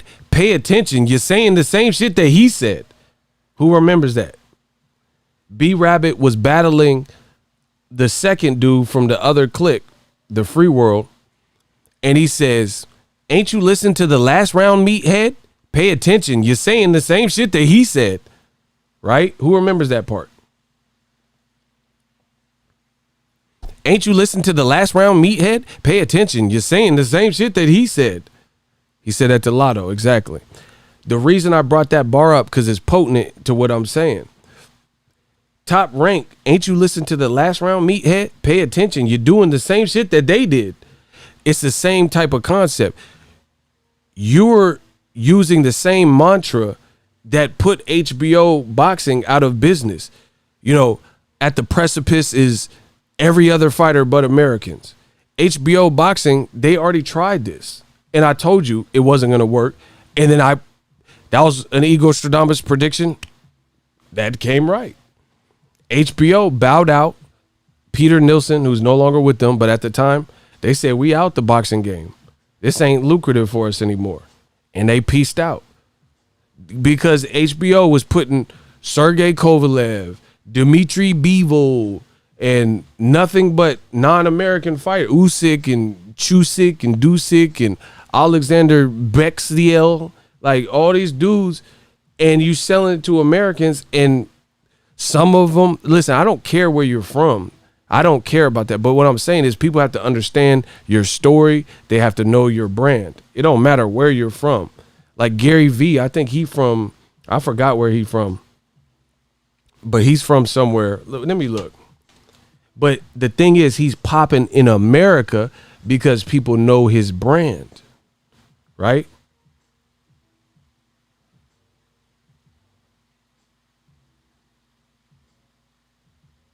Yeah, he's from Belarus. You see what I'm saying? But he's popping here because people are following his movement. So we got to understand and know the brand. Anybody can make it in America. It's the land of opportunity.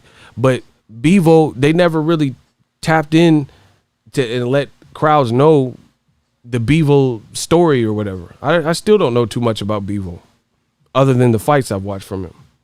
So ain't you listened to the last round meathead? Pay attention. You're saying the same shit that he said. You doing the same thing. He said, I'm over East 8 Mile right now. Shout out to my Detroit dudes in the Midwest holding it down for the channel. Bro, you doing the same exact thing that put HBO out of business. Look, Top Rank keep putting, like, okay, let's look at it. Alexander Usyk, and then better be if beat that ass, he retired.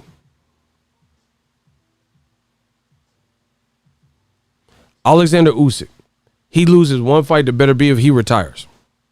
Vasyl Lomachenko, he has 2 losses in less than 17 fights. Where does he even go from here? And this is what they put at their precipice. Then you have a black fighter who's American that Americans can understand, potentially relate to. They might have friends or family in Nebraska. You can understand everything that Crawford's saying and doing. And they might let him get away, bro. They might let him get away. And then now you're going to be stuck with who? Better Biev. You know what I'm saying? And Lomachenko. All right. Ego just got me through my last hour of work. That's what I'm here for. The Vampire Stream. You're doing the same thing that HBO did. You know? And I told you, it's not going to work. It's not going to work. That is just real disrespectful what we're seeing from Crawford get treated like. Bro, you put Crawford in with one American fighter in his whole welterweight career. That's not a problem to anybody else, considering how chock full of talent the welterweight division has. That's not shocking to y'all. I know people. I know why. I know my importance in the game, and I know why people watch my channel, because I put it into a perspective that you can't deny. He said, oh, shout out to you, 1526. He said that shit only works in MMA. Exactly. And that's the fan base that old media wants, but it's not going to be what you want it to be. You just got to go. It's like if you in a river, you could go with the current or go against the current. But if you're trying to get to safety and get up out that water, you better go with the current and then try to grab onto something. Going against the current and trying to swim the opposite direction, you're going to get tired. You're going to get tired because that current is going to be working against you. And that's us. That's new media. That's the movement. That's Ego's Army. All that old media bullshit y'all listened to for years, that shit is dead. That shit is dead and gone. You need to just go with the current. When in Rome, do as Romans do. Going against the current to get you out of here. You know what I'm saying? You're not going to force Lomachenko down our throats when we got Gervonta Davis. We're not worried about what Lomachenko's doing. You know what I'm saying? More so than somebody who comes from our inner cities and states and zip codes and shit. Bro, I'm checking for Tank. Bro, Tank has entertained me. I'm just keeping it real. Tank has entertained me more than Lomachenko throughout his career. Tank will knock you the fuck out. And I've been to Baltimore. I've never been to the Ukraine as of right now. I've been to Baltimore. I've never been to Ukraine. Tank will knock you smooth the fuck out if you fight him wrong. He's entertained me more than Lomachenko. So you're not going to force whatever you want to force down our throats. And this is what they've tried to do, old media. Shabransky. Who's Shabransky? Like, who is it? Like, what was he known for? Like my man said, this ain't the UFC. UFC, you get that because you got so many different styles of martial arts, and other areas like Russia, they got dope wrestlers like Khabib, Nurmagomedov and stuff like that. So you have people from Brazil they're raw with jujitsu. You know, I'm not trying to stereotype, but I'm saying Brazil is known for jujitsu. You know, you got areas like Russia where they have like wrestling champions and stuff. So they can make it at the upper echelon of the world in the UFC because there's so many different arts. It's kind of like the Kumite was in Bloodsport. You see what I'm saying? But in boxing, when you have so much great American talent, why go against the current and not celebrate that and try to make some of these American matches and try to force feed the public on guys that aren't immediately always going to be relatable? Do you see what I'm saying? That's the difference. Crawford, it's not that he can't sell. Bro, if Crawford, listen, this is an open invitation. If Crawford is down to work with me on my channel, Crawford will pop. I promise you. I've introduced so many people to so many fighters on my channel. So I guarantee you, I'll do a fucking Crawford documentary if I have to. I promise you. This shit will work and it can work.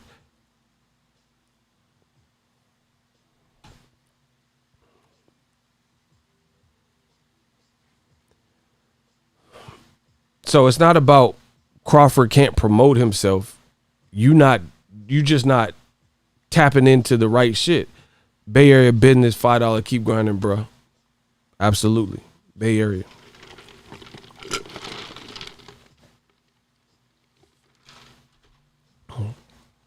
Crawford is actually a funny guy. I know people that know him and shit. I've been around. I've been in his gym. He be joking around and shit. If the world knew who Crawford was, they would all like him. He a pretty straight dude. I mean, I don't know him like tough like some people, but I know a lot of people that know him personally and kick it with him. He's a fun dude, competitive dude, boom, boom, boom. So it's not about Crawford don't know how to promote himself. You just ain't doing it the right way. Bro, and see this, I'm telling you, this is the old media shit. Like, they'll get old media reporters to interview Crawford and wonder why he's not popping. You see what I'm saying? They'll get a bunch of old media reporters who ask him silly questions and it really have secret agendas oftentimes. And that's who's doing all the interviews with Crawford or primarily doing the interviews with Crawford. And you wonder why he's not booming, why he ain't Metro booming. Hey, is the stream breaking up?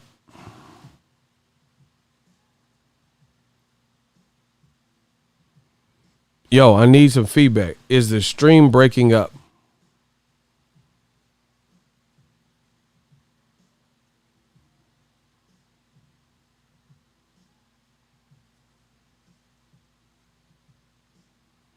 Is the stream breaking up?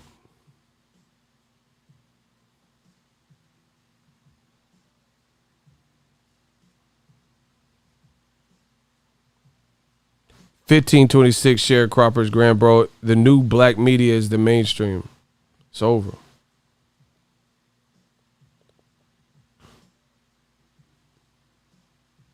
All right. Anyway, that's just y'all got quiet and shit. I didn't know what was going on. Bro, Bob Arum really told Crawford he got to step up his promotional game. Answer this question.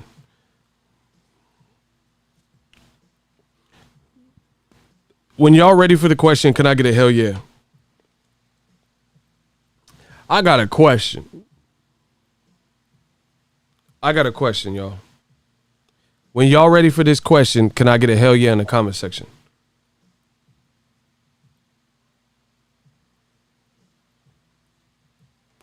When y'all ready.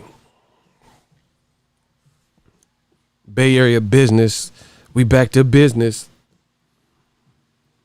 All right, y'all still with me. When Terence Crawford fights, does it say Top Rank Boxing, promoted by Top Rank Boxing? That's my question. When Crawford fights, does it say promoted by Top Rank Boxing?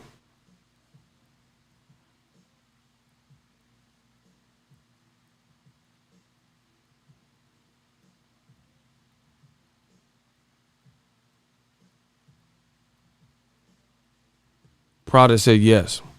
So my question is simple. If Crawford fights and it says promoted by Top Rank Boxing, how is the promoter going to tell the fighter that he need to do a better job of promoting? What are you paying 30 to 50% or whatever you paying 30% of your money to somebody, and plus you got to pay taxes. So let's say 30% plus taxes. What are you paying for if you got to self-promote your own shit? I'm not the smartest brother in the world, but I'm not getting that. If you have to self-promote and be more like Floyd Mayweather, be more like Broner, and hype the crowd up, then why are you paying a promoter? These fighters need to smarten up. These fighters need to smarten up. Bro, why are you paying a promoter if you have to hype up your own crowd? Bro, that's like me having a party and I pay a DJ and I'm giving him a couple $1,000s to DJ my party. But then he go outside to make a phone call and he's like, oh, I got to go to the store. And he leave. And then I'm up here on the turntables like, what y'all want to hear? Oh, you want that new Cardi B? Okay. Why the fuck am I paying a DJ to DJ my party? And he left. And I'm Jazzy Jeff out this motherfucker. And I'm on the turntable scratching and shit and listening to people's requests and playing the songs. Why am I paying a DJ? What are you here for? Who sent you? Who are you? Who are you? Who sent you? Why would I pay a DJ if I have to mix down the tracks myself? Yo, who wants to hear the new Weekend featuring J. Cole? Bro, I'm either hosting the party or I'm the DJ. If I'm paying you to be the DJ, then I don't want to be the DJ because I wouldn't have hired you if I wanted to be the DJ. Something is not adding up. I'm paying the DJ so he can leave, and I'm stuck on a MacBook Pro mixing up all the songs. Macaroni in a pot. That's that. What? Why am I doing this? What the fuck you here for? Who sent you? Who are you? Who sent you? Why would I pay the DJ if I got to remix WAP? Fit of me, spot of me, out of me, drip down the side of me. Bro, why am I doing this? And I'm on the ones and twos. Y'all pissing me off now. Y'all pissing me off. Bottom me, out of me, drip down the side of me. That's the macaroni in a pot. Why am I doing this? That don't make sense. So what is Terence Crawford paying for if he got to hype his shit up? But Lomachenko don't. Caucasian fighters with Top Rank, they don't have to do that. Okay. He don't have to. Lomachenko, Teofimo, we going to do all the promotion. We going to get Mark Kriegel and all that shit. We'll do that for you. Loma didn't do shit. I wanted to watch the fight more so because of Teofimo than Lomachenko. Teofimo was hyping me up. Loma wasn't doing shit. Hey, Loma wasn't doing shit. Why he get to just chill?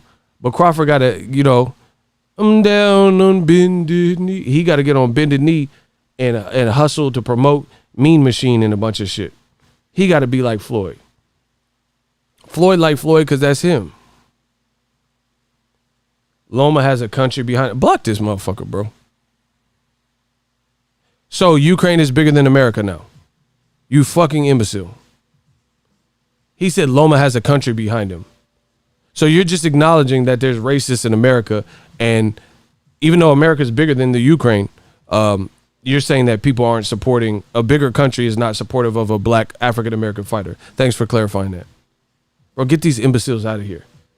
Why? I hate when people say, oh, so-and-so has a country behind him. Motherfucking Crawford's from America. He should have a country behind him too. But a lot of you motherfucking bigots won't support him and support African-American. That's why he don't have a country behind him. Oh my gosh, I'm cooking these boys. Yeah, if it weren't for all the bullshit that you see in America, then he would have a country behind him too. But a lot of times the racists in America don't want to get behind a Terence Crawford or Deontay Wilder or Gervonta. That's the difference.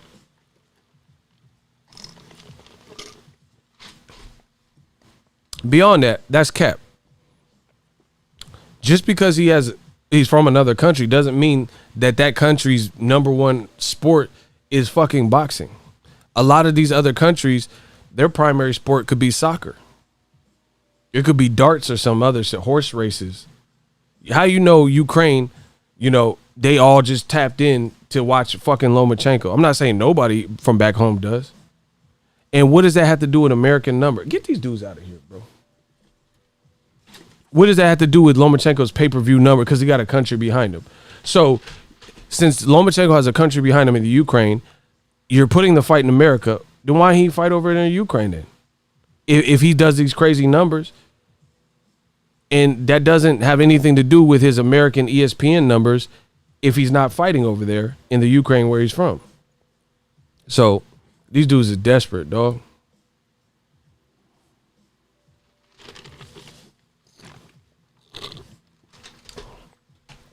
Anyway, I'll be back with some more heat. I had to get this off my chest. I'll be talking about this a lot more on the channel. Stay tuned. Tyson Fury bowed down from his date with a quinky dink. Yeah, we're going to be spending a lot of quality time together. Bro, all this old media bullshit is over. It's over. You got to show Crawford some respect, bro. That's foul. That's foul. Saying you losing money. You losing money because the fight that you're putting him in. If Crawford fought Broner, it wouldn't lose money. If Crawford fought Mikey Garcia, it wouldn't lose money. If Crawford fought Danny Garcia, Errol Spence, it wouldn't lose money. If Crawford fought Sean Porter. So Top Rank talking about, Bob Arum talking about we losing money fucking with Crawford, but you're not making what the fans are asking. The fans just goddamn told you they want to see Sean Porter versus Terence Crawford. But you put him in there with Kell Brook. You know, but Kell Brook beat Sean Porter. Motherfucker, that was in 2014. That was 6 years ago. What about his eyes? Talk about that. Talk about them eyes. Talk about Danny.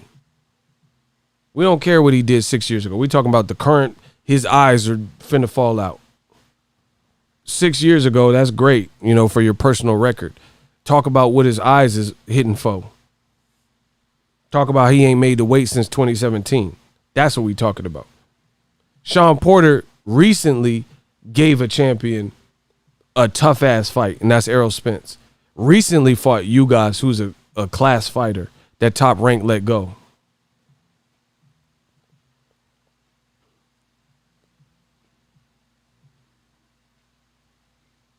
Bro, to be honest, someone just said it. Crawford, Gary Russell, I need that. Tell Gary to make it happen. Bro, based on the little beef that they was doing, that fight would have probably had more people just because it was weird and they was beefing. But and Gary's damn near, I'm not gonna say a free agent, but I think he could move a little bit. If the deal made sense, he was willing to leave. Bro, Terence Crawford versus Gary Russell, they just immediately shut that down. I seen the Top Rank representative, and he said, "Oh, this is ridiculous. Gary Russell, they wouldn't even sanction the fight." That's what he said. A Top Rank person said that. I would have watched it just because it's weird. Just because it's weird. Shit, I honestly, I think Gary Russell would have went more than 4 rounds. In my opinion. I don't know that Crawford would have got him out in 4 rounds. I don't know that. Even with the weight coming up in weight. I'm being serious. The way Gary was talking all confident and shit, and he's healthy, I don't know that Crawford would have just dogged him in 4. And then first punch he landed, Gary Russell fall into the ropes and look all crazy. I don't know that would have been the case. Not saying Crawford couldn't win, but I don't know that he would have just, bro, the man Kell Brook, the man Chill Slim. Nah, bro, I'm just saying, the way Gary was talking, man, stop that. Come on, Slim. Now, I was Slim. Bro, the way Gary was talking, I don't see that happening like that. Bro, Kell Brook got hit with a jab and died. And it was a great, perfectly timed jab. I get that.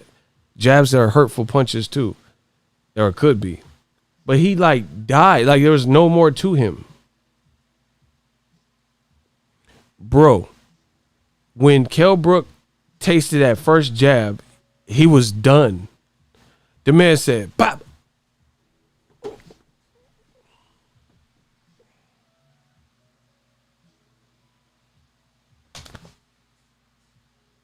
Bro, he like fell and stumbled into the ropes and bushes and shit. He looked like 40 Glock.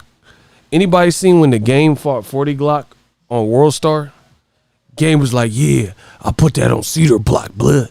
Paru was bracking. And Game, remember when Game was punching 40 Glock into them bushes? That's what this shit looked like.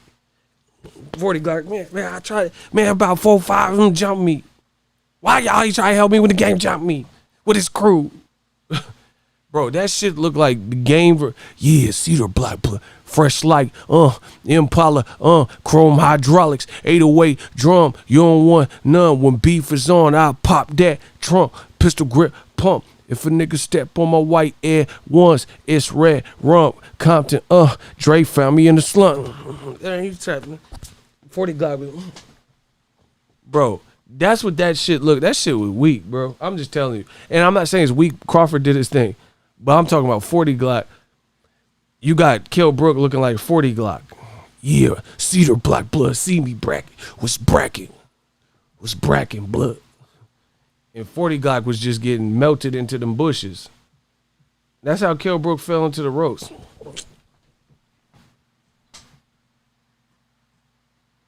And then Crawford is too much of a finisher. Bro. That's 40 Glock, nigga. On Paru.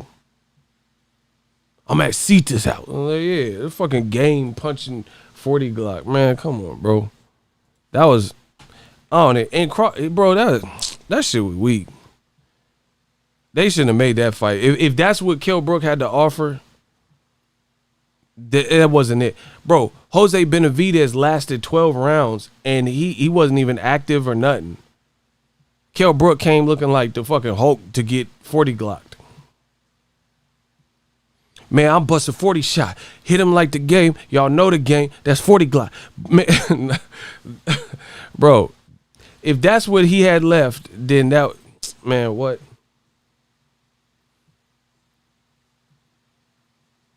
Like it's probably over.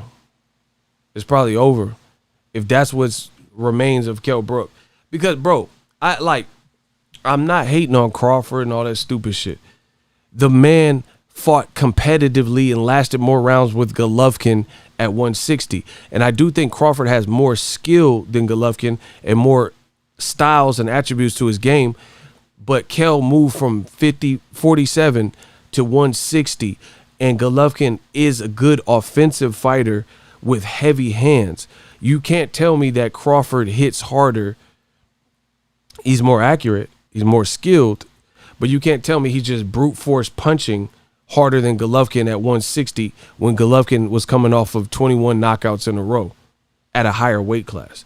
And Kell lasted 6 rounds with him, and he looked like a shell of himself versus Crawford, bro. He got hit with a jab and melted. That was it. In a fight, he was winning. Whatever round it happened, I had it like 2-1 or 3-1, whatever round it was. I gave Kell Brook the first 2, and I gave the next one to Crawford because he started turning it up, especially at the end. And then the 4th, he get hit with that one jab, and it was just, 40 Glock. But yeah, so you mean to tell me Top Rank put Crawford in there in a position to win, and that was the prime Kell Brook? Bro, the fact that a lot of Crawford's recent opponents that Top Rank has facilitated for him are talking about retirement tells you what you need to know.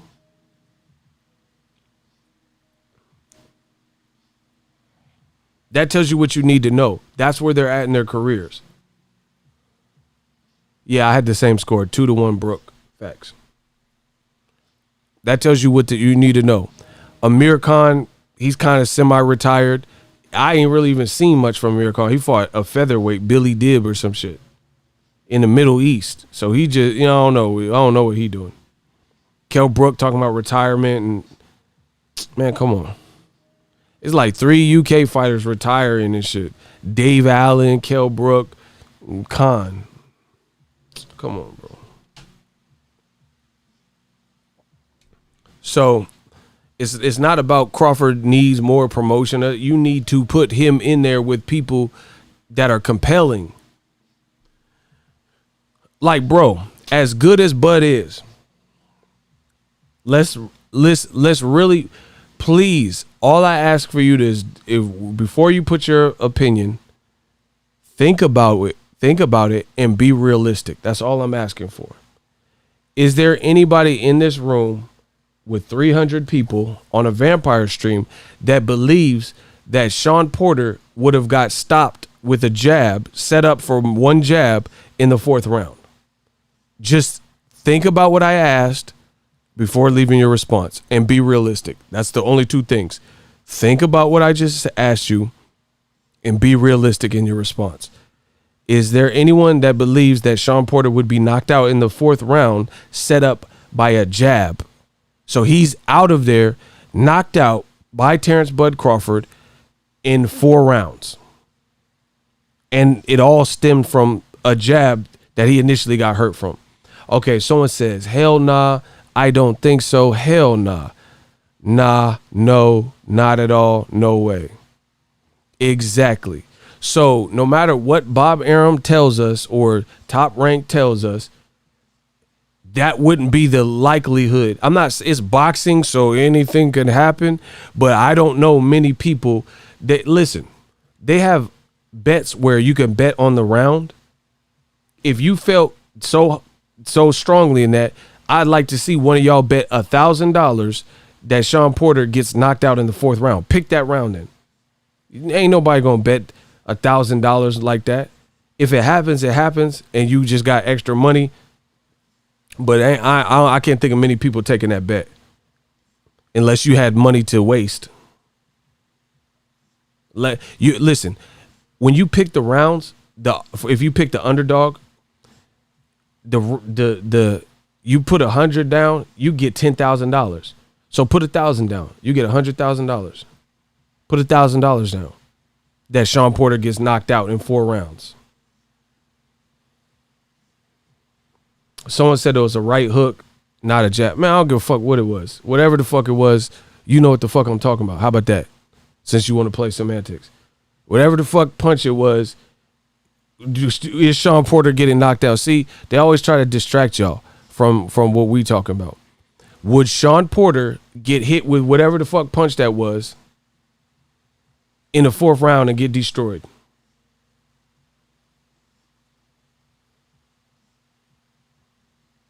So you guys could play the bro. Jose Benavidez was super competitive in the early goings, and then Terence Crawford started to pull away. I rate Bud highly, pound for pound and all that, but I'm realistic. Jose Benavidez, with his size, his boxing ability, was in there competitive as hell in the first half of the fight, and then Bud started to edge the gap and pull away. But it was competitive, and Bud, he switched the trigger and got it done in the 12th round. Bro, Crawford is not stopping Sean Porter in no fucking 4 rounds. I would never bet that. If he did it, he got to show me that. Not saying he can't beat Porter, but you have to show me that. I would never pick that. Even if you picked a stoppage, I would say late stoppage at that. You see what I'm saying? So this is Top Rank. This is the clever matchmaking that I'm talking about, bro. This is the clever matchmaking that I'm talking about. You put him in there with Kell Brook, and what people feared the fight would be, it actually was. Crawford too damn good, super versatile, too good a finisher, and it played out just like that. Bro, tell me the last Top Rank fight with Crawford or a guy like Crawford that really surprised you. Like the Amir Khan fight, it was the same thing. It was the same fight. The Amir Khan fight was the same fight. We knew Amir Khan was probably shot, and people were hoping at his best Amir Khan's speed could give, Amir Khan, guys have trouble boxing him. And people were living on a prayer that Amir Khan would be like the one that showed up with Danny Garcia. But boxing doesn't work like that. What you see is oftentimes what you get. If you think Amir Khan has seen better days and he's not the same from the Canelo knockout, and he really hadn't done shit since the Canelo knockout, he was getting hurt. Listen, Top Rank, they wondering why they losing money. They put him in there with Amir Khan coming off the Samuel Vargas performance. Samuel Vargas, go watch that fight. I watched it. Amir Khan almost got stopped in 2 spots in that fight. And Samuel Vargas got destroyed by Danny Garcia, Errol Spence, and then recently by Errol Spence. Amir Khan, out of all the big names, had the most difficult time. Virgil Ortiz is a baby. He's young. He's like 21, and he destroyed Samuel Vargas. But when Amir Khan fought him, where he was at in his career, he went out there and was going life or death with Samuel Vargas. That was the performance right before the Crawford fight that ESPN and Top Rank said, we putting this on pay-per-view for show. How you not put Teofimo, bro, Top Rank is setting Crawford up for maximum failure. How you put Crawford versus fucking Khan on pay-per-view, but then Teofimo Lomachenko, which is absolutely a better fight, you put that on free TV. Amir Khan and Terence Crawford, people probably wouldn't have been as mad if you put that on regular ESPN. They wouldn't have probably been as mad, but you charge pay-per-view for that. So that's the thing. Most of Lomachenko's matches that he was fighting, what you see is what you get. You thought Anthony Corolla had no fucking chance. Surprise, motherfucker, he had no chance. You thought Miguel Mariaga, coming off a loss, moving up in weight, had no fucking chance with Loma. Surprise, motherfucker, he had no chance. That Top Rank, clever matchmaker shit, that shit is a dub. We see what it is. But with Sean Porter, he could make it chippy. He could make it interesting. People slept on him in the Errol Spence fight. He gave Errol Spence a fight. So that's what people were asking for Crawford. Sean Porter, you put him in with Kell Brook. Come on, bro. Come on, man. And then you wonder why you're losing money. That's why. Don't take a rocket scientist. Bro, you could have put him in with Gary Russell Jr. and probably made more money. Because Americans wanted to see it just for the drama or whatever. That's the truth, man. You put Bud had 5 fights at welterweight, and you put him in with one American. One American person. You put your top American act in there with one person that's American. And see, Bob is like, he like cheap. You don't want to pay nobody. You know what I'm saying? So he like, oh, I'm not giving Broner that. I'm not giving Keith Thurman this. And I don't want to do this. All right. Then Crawford going to keep fighting whoever the fuck he fight. And it's going to keep being perceived how it is. It's pretty simple how that works. Let's get to 350 likes. I need y'all to get the likes up. It's not rocket science. It's boxing. You put Crawford in. If you're losing money, put Crawford in with one of the goddamn names we asking for. Sean Porter or somebody. Keith Thurman. I would, listen, no disrespect to any fighter. I would rather watch Keith Thurman, Terence Crawford than any fight he's fought at welterweight. Who's with me? Listen, if you could give up Terence Crawford's welterweight run to watch one fight with Keith Thurman, would you take that?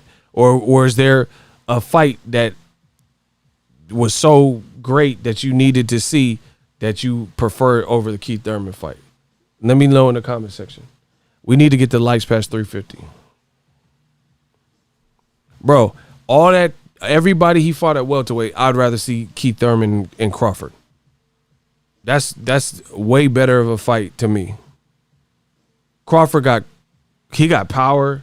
He's been working on his finishing even more. He one of the best finishers in the game now. Keith Thurman got power. Keith Thurman can box and move. Man, come on, bro. It doesn't take a mastermind to see what I'm saying. I'm with you, Ego. I was excited when I heard Thurman call him out. Exactly. Bro, that's a great fight. That's a great fight. And see, this is the thing that Bob Arum and Top Rank, I guess, aren't getting and understanding. Based on, like, boxing, either they understand it or they don't care or they don't want to chance it or whatever the situation is. I kind of agree with you. Then that means you block this dude. Block Kirk. Man, I don't care what you agree with. He said, I kind of. What you disagree with? If you had a real disagreement, you would have just said that outright. Block Kirk. Yeah. Beam Kirk up, Scotty. Yeah, get rid of him. I kind of agree with you, but I kind of don't. Well, you kind of out of here. You kind of block him. Bro, you gave Kell Brook $2 million. You gave him $2 million, $1 million for each bad eye he has, $2 million to get waxed and mollywopped in four rounds. So you're talking about losing money. You gave him $2 million, $1 million per bad eye he has, right? $2 million to get mollywopped, and you're talking about bad investments. I don't know. I can't speak. I'm not a representative of this man, but a former top-ranked fighter, your Dennis Ugas, he might have fought Crawford for $2 million. I don't know. I don't know what his money and finances is like. But being realistic, he might have fought Ugas. I mean, Ugas might have fought for the $2 million. What a clown, you block someone for not agreeing with you. That's what's up. Block him. Hey, y'all been kind of dry in the Cash App and they hating now. So, yeah, holla at the Cash Apps and the Super Chats. Block this dude, too. Yeah, Turtle 15. We going to send you back in your shell. We going to send you to hell, and we going to send Turtle 15 back in his shell. Get him out of here. Block him. Bro, you guys might have took that $2 million. You guys might have took that. Listen, they want to hate so bad. The Cash App's on the screen. $ Boxing Ego. You can also hit me up on the Zelle. The Zelle is my email address, directedbyego@gmail. The PayPal, all that is in the description. So you guys might have took that. He might have took that $2 million, and he would at least been fresher. Crawford could still possibly beat you guys, or he would probably be favored to beat you guys. I don't know, but it's still a better matchup with a fresher person. You paid Kell. So Bob Arum was talking about losing money, but you just put Kell Brook in there, and the most he could give you was 4 rounds. So if we're talking about an investment, you guys, I think he gonna have a better account of himself. Shout out to Corey McGowan. When they hate, donate. The love be real. $5 Cash App. Appreciate you. Thank you guys for all the support. Man, you guys, I would way rather see him versus Crawford. Because you guys, he's lost before, but he's resurrected his career. And you don't have to worry about him not being in shape. The motherfucker always in shape. And you don't have to worry about him starving himself to cut weight and coming down from 150. You don't have to worry about 2 eye injury. You don't have to worry about none of that. So if Bob Arum is saying he's losing money and he could have bought a house in Beverly Hills, this is his fault. Because you're picking people like this that you know Crawford will be condemned for fighting. Bro, you can look at the matchmaking. You can say, okay, Crawford is a beast and an A-lister. Kell Brook, at this point of his career, not so much. He's been stopped, his big fights, minus the Sean Porter fight, but his more recent big fights, Triple G and Errol Spence, stopped him. He hadn't made welterweight since 2017. He's coming down from 150. He looked like pure dog shit versus an unknown Michael Zarafa, who Jeff Horn knocked out, and Peter Quillen knocked out, and Kell Brook looked horrible. He said he was depressed and he was giving up on boxing or something like that. So you knew Crawford would get ridiculed if you made this fight, and you still gave him $2 million. So Robert Singleton, he said it's 4:45 on the East Coast and Ego's still working. Salute. Yeah, we had to punch in and go a couple rounds with this boxing talk. So if we're talking, Bob Arum is a businessman.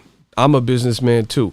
If we're talking about lost leaders and we're talking about whatever business venture or business endeavor, then you're setting yourself up for maximum failure when you continue to put on matches like that, because you're putting a guy who's really too good in there with somebody who's potentially broken. So if you want to maximize your profit, then you have to stop it. Listen, I said if you want to maximize your profit, then you have to stop it. You have to put this guy who's so good in there with someone else who at least is perceived to be so good, or maybe a hair below, and then people would enjoy the fight more and give it a real shake because they're considered and deemed to be on the same level. So, like, let's say this microphone. When I'm buying a microphone, I do my research.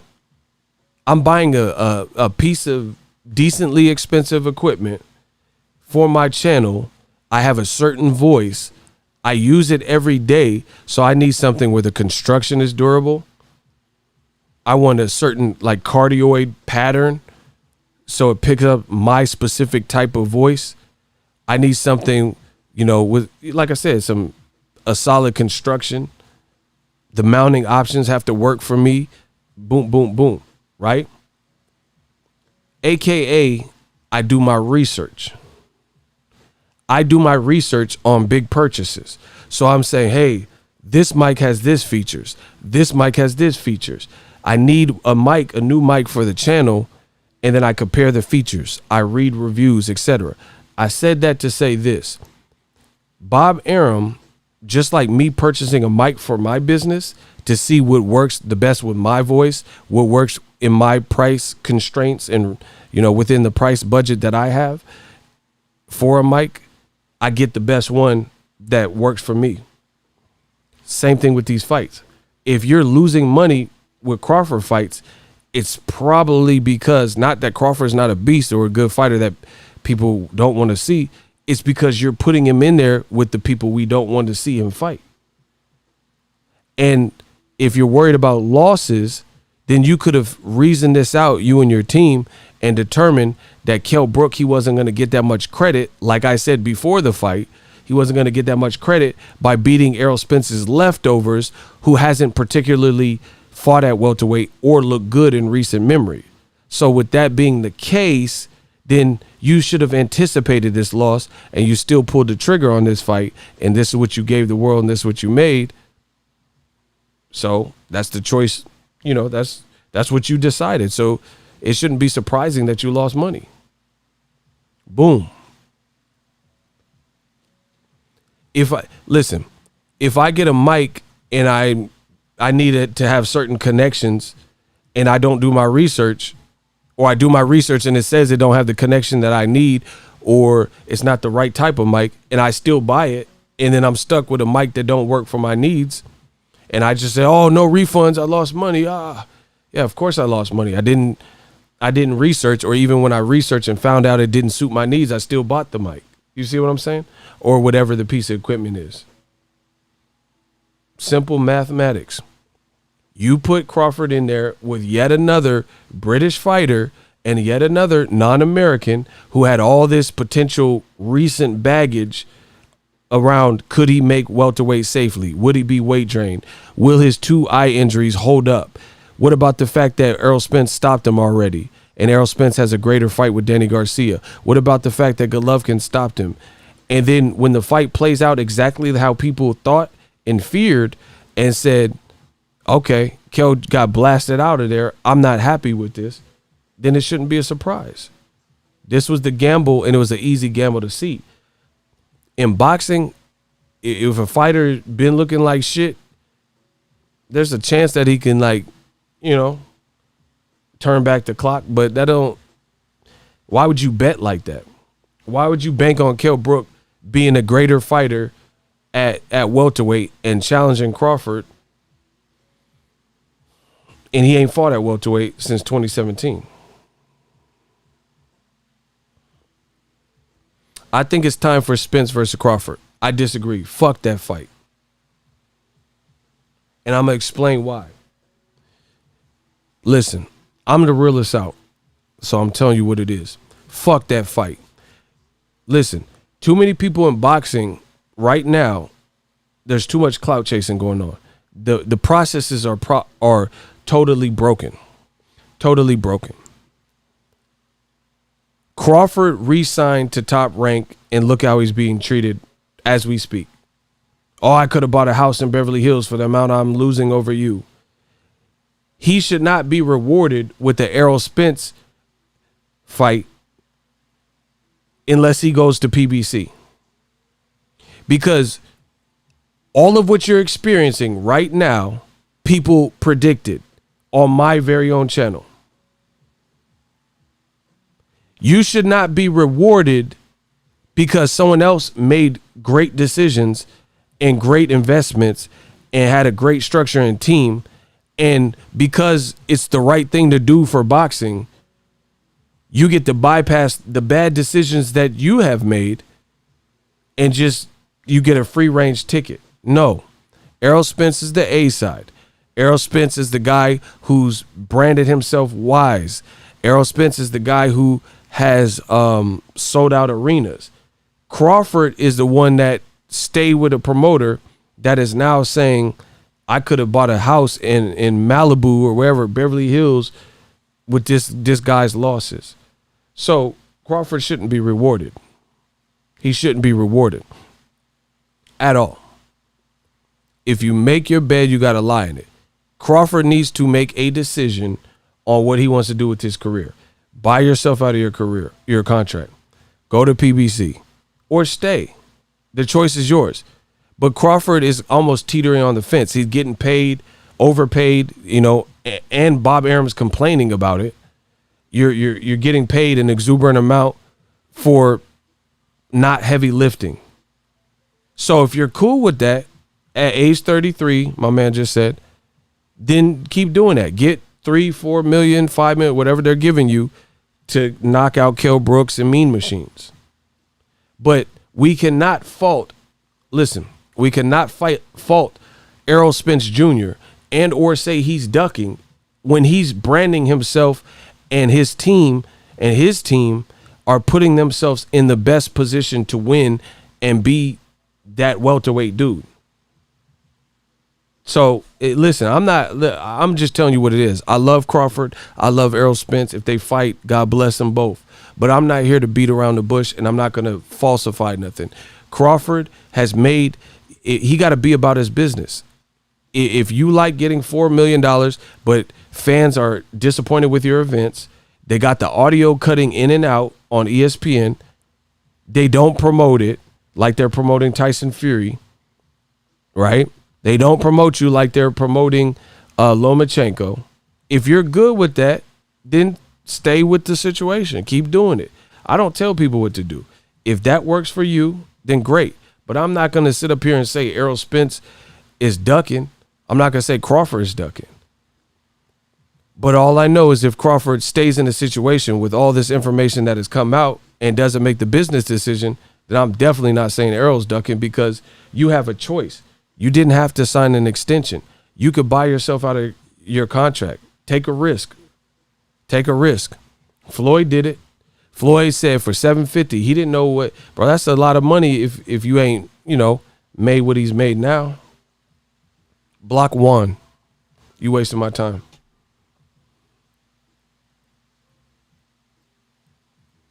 But the money keep coming in. They could waste my time, but y'all make it so worth it. Shout out to Robert Brewington. He said $1.50 in the Cash App for the truth. Yeah, Cotto did it. Oscar De La Hoya did it. Mayweather did it. Pacquiao did it. Mikey Garcia did it. Julio Cesar Chavez Jr. did it. Andy Ruiz did it. You guys left. So, you know, it's up to Crawford. But he don't get rewarded for making poor business choices. I'm not pushing. Listen, don't come to my channel talking about Errol Spence versus Terence Crawford. I don't care. It's not feasible. The political landscape, size of the street, he over there, cool. I don't care. All I know is Errol Spence got some options where he's aligned. It's just what it is, bro. Canelo just, freed himself up. That's what I'm saying. Why would we as fans reward fighters? I understand the greedy fan in us wants to watch all these fights, but it comes down to the fighter. If you want to make poor business decisions, then I can't be there to save you or salvage you. So Bud, he could get. Let me get this straight.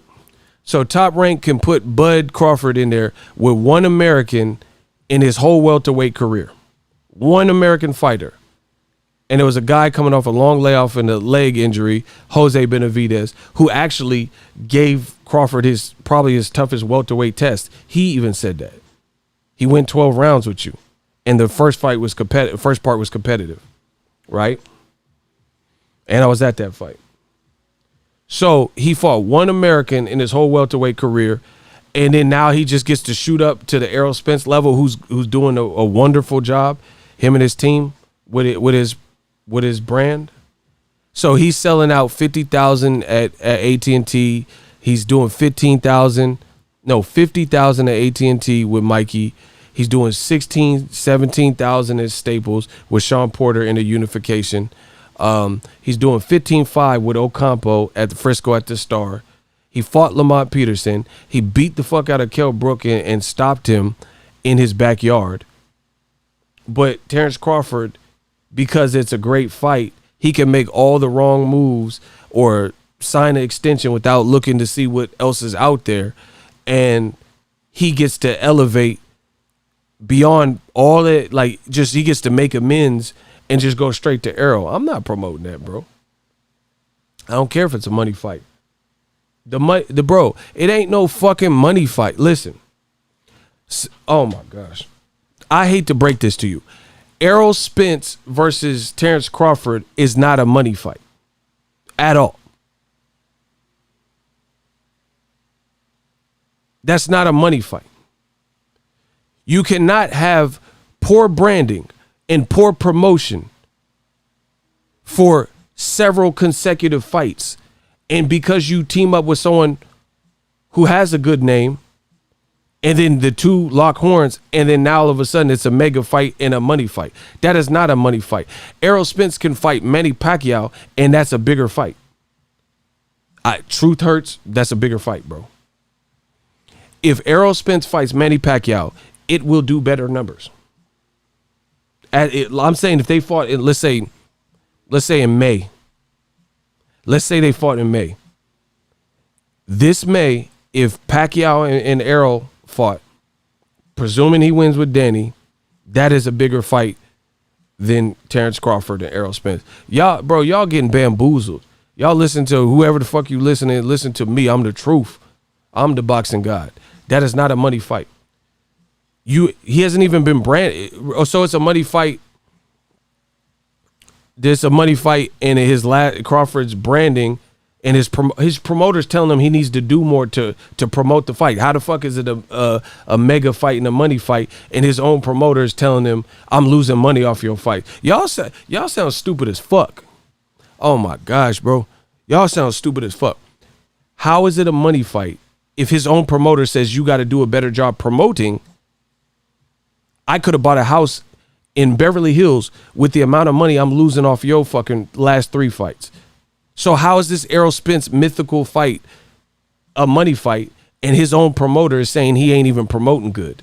and he need to do more. Even though I'm your promoter, which don't make sense, but I'm your promoter, and I'm saying you need to do more self-promotion, and then people are writing articles saying, oh, Crawford need to talk to the media more, boom, boom, boom. How is this a money fight? Where'd y'all get this mega fight dumb shit? Because that's what old media is telling you. It's bullshit. It's bull. That ain't no fucking money fight. I don't care if they never fight. Fuck y'all. Fuck what y'all talking about. Unsubscribe. Yes, I'm a boxing fan too. I love Errol Spence. I love Terence Crawford. Ain't no fucking money fight. Errol Spence fight Pacquiao right now, it makes more money. Pacquiao, Keith Thurman did 500, 550,000 pay-per-views. Terence Crawford in his whole career has never done 300,000. Errol Spence has. Not once, but multiple times. Errol Spence has a fight that did 6 million views after the NBC Olympics. Look it up, Leonard Bundu fight. Crawford has never done that type of number. Now, this is not hate. I'm going off facts. I'm going off stats. It's not the money fight you see. Competitive fight, great fight for boxing fans, absolutely. Absolutely. But it can't be a money fight if his current promotional situation and the current trajectory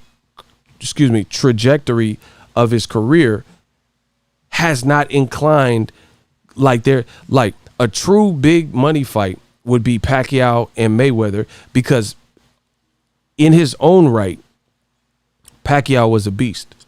He was doing million-plus homes. He was knocking out Ricky Hatton and De La Hoya. Same thing with Floyd. He was beating the De La Hoyas already. He had beaten that. They were both independently doing great in their own respect. Like, Pacquiao could keep fighting whoever at that time, and he was still doing numbers, right? Floyd, he was fighting who he was fighting, Mosley, Hatton, Marquez, and he was still doing numbers. Bud cannot do crazy numbers just fighting anybody. So that's not a mega fight. Shout out to Nate from the UK. He said, here's a donation of £10. Appreciate you for passing my Spanish exam. Bud has done pay-per-view. I never say he didn't, but the numbers was trash because Top Rank put him in there with guys that weren't really pay-per-view fights, Postal and Amir Khan. Bro, y'all keep talking this money shit. It's not a money fight. It's a good fight. It's a great fight, whatever you want to call it. It's a great fight stylistically. I give you that. So don't misconstrue what I'm saying. Errol Terence Crawford is a great fight for boxing fans. But to enter that marquee fight, you have to be able to hold your own in your own right. Or just have a guy who's just such a phenomenal star, and it by himself, he could just carry the weight of the whole card. Bud Postal did 50,000 on HBO.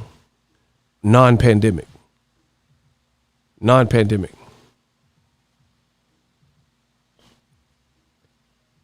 Bud and Khan, the numbers never even came out. 96,000 or something they said. That's the difference. It ain't no mega fight like y'all keep saying. There's a listen. There's a difference between a great fight and a mega fight. Great fight like for boxing fans. Bud and Errol Spence is the greatest welterweight collision. I agree with that. But it's not this money fight. And Errol Spence, bro, Errol Spence can make money fighting Danny Garcia. He's going to make money. Errol Spence could fight Pacquiao. He'll make a lot of money. Errol Spence can fight Sean Porter. That was a great fight. He could rematch Sean Porter. Errol Spence could fight Keith Thurman. Errol Spence could fight Ugas, who I think is his mandatory, and still do numbers. Can you imagine Errol on free TV at this point? If he beats Danny Garcia fighting Ugas? Man, come on. He said, does Danny Garcia make more than Bud? What you think?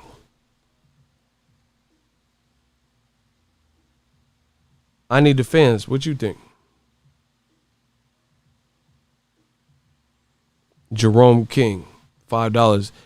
It is a great for hardcore fans, but not a money-making fight. That is debunked based on what Bob Arum said. See? Told you.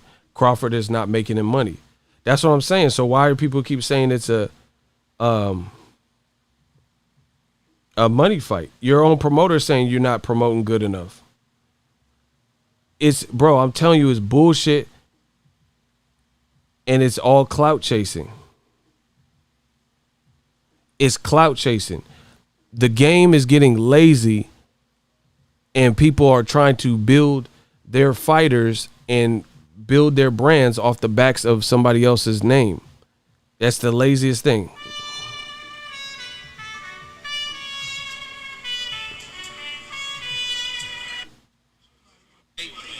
Then we went to fight a big fight at 147.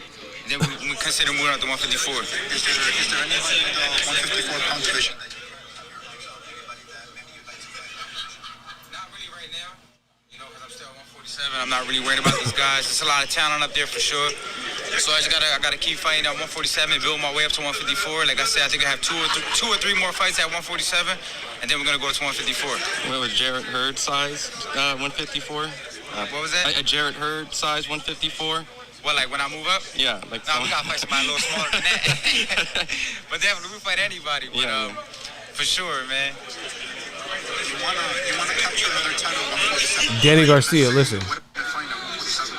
Then I'll do it, but if it makes sense for me to go, if my body can't take the 147. Danny Garcia. You know, you're here. Let's say you take care of business January 25th. You get the Manny fight. Would you fight Crawford?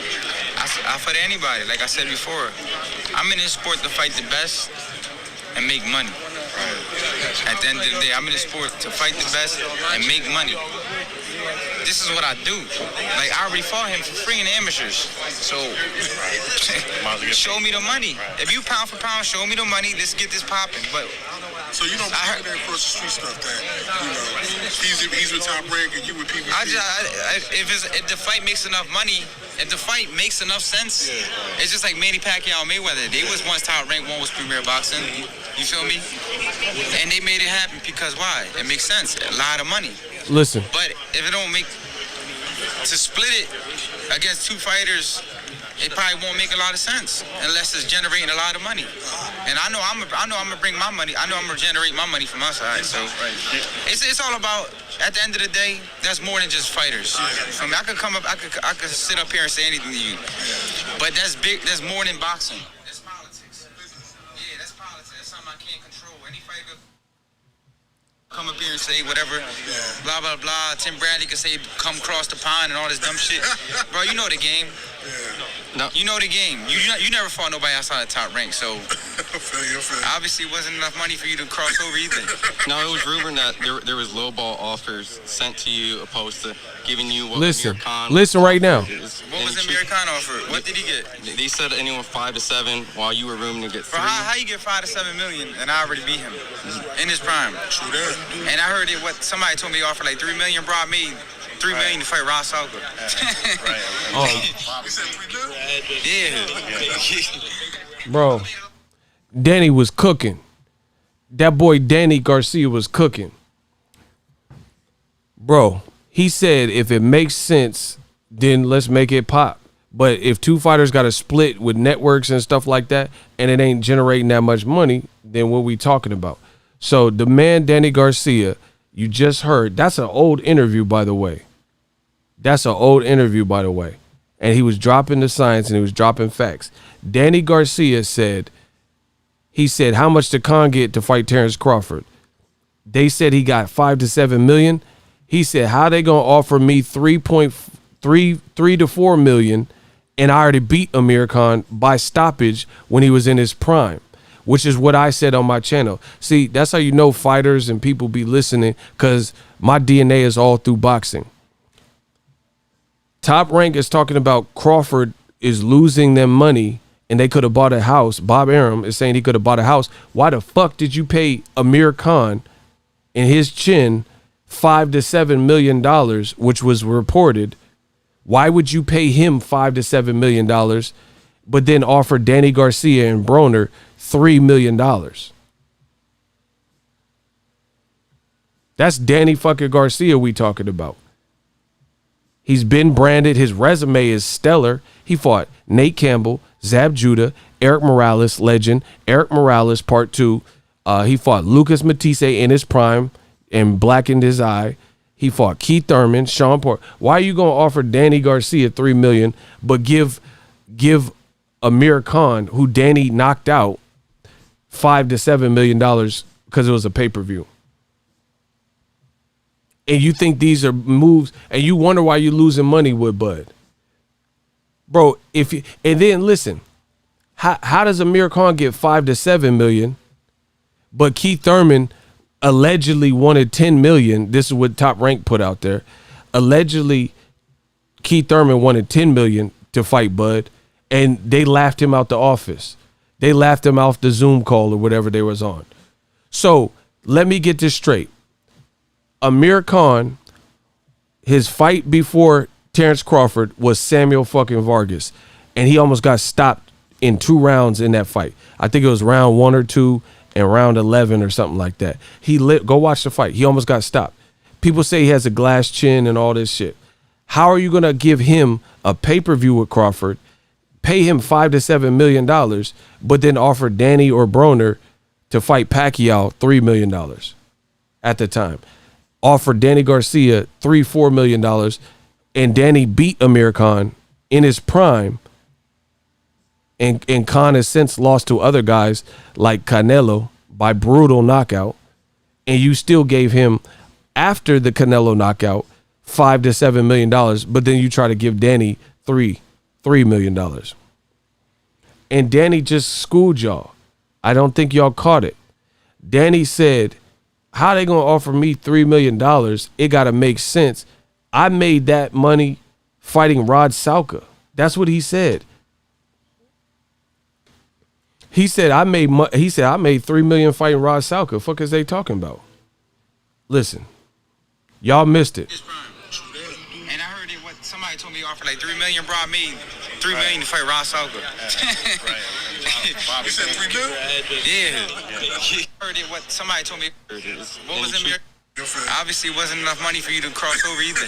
No, it was rumored that there was lowball offers sent to you opposed to giving you what Amir Khan was offered. What was Amir Khan offered? What did he get? They said anyone 5 to 7, while you were rooming to get 3. How you get $5 to $7 million and I already beat him in his prime? And I heard it. What somebody told me he offered like $3 million. Brought me $3 million to fight Rod Salka.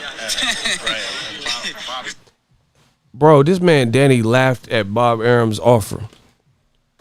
He said, $3 million to fight Crawford. I'll fight anybody. I fought him for free in the amateurs. But why am I going to take $3 million to cross the pond and all this shit to fight Crawford, and Amir Khan get 5 to 7, and I stopped Amir Khan in his prime? Man, it's looking shaky, bro. Some people ain't going to make it. Thurman did say he wanted 10 mil. But that's where Crawford steps on his promoter's nuts and tells him to make the fight happen. Well, okay, let's say he wanted 10 million. How you giving Amir 7? How you giving Amir $5 to $7 million and nobody asked for that fight? And he's coming off of Danny Garcia and Canelo knockouts in recent memory. How he get 5 to 7, but you can't produce $3 more million for Keith Thurman, which is a far better fight, and the only person that beat him is a former top-ranked fighter and legend, Hall of Famer, as soon as he retires for 5 years, Manny Pacquiao. That's the only person that's beat Keith Thurman. So he can't get what he want, but Amir Khan can make 5 to 7, and nobody was even looking for that.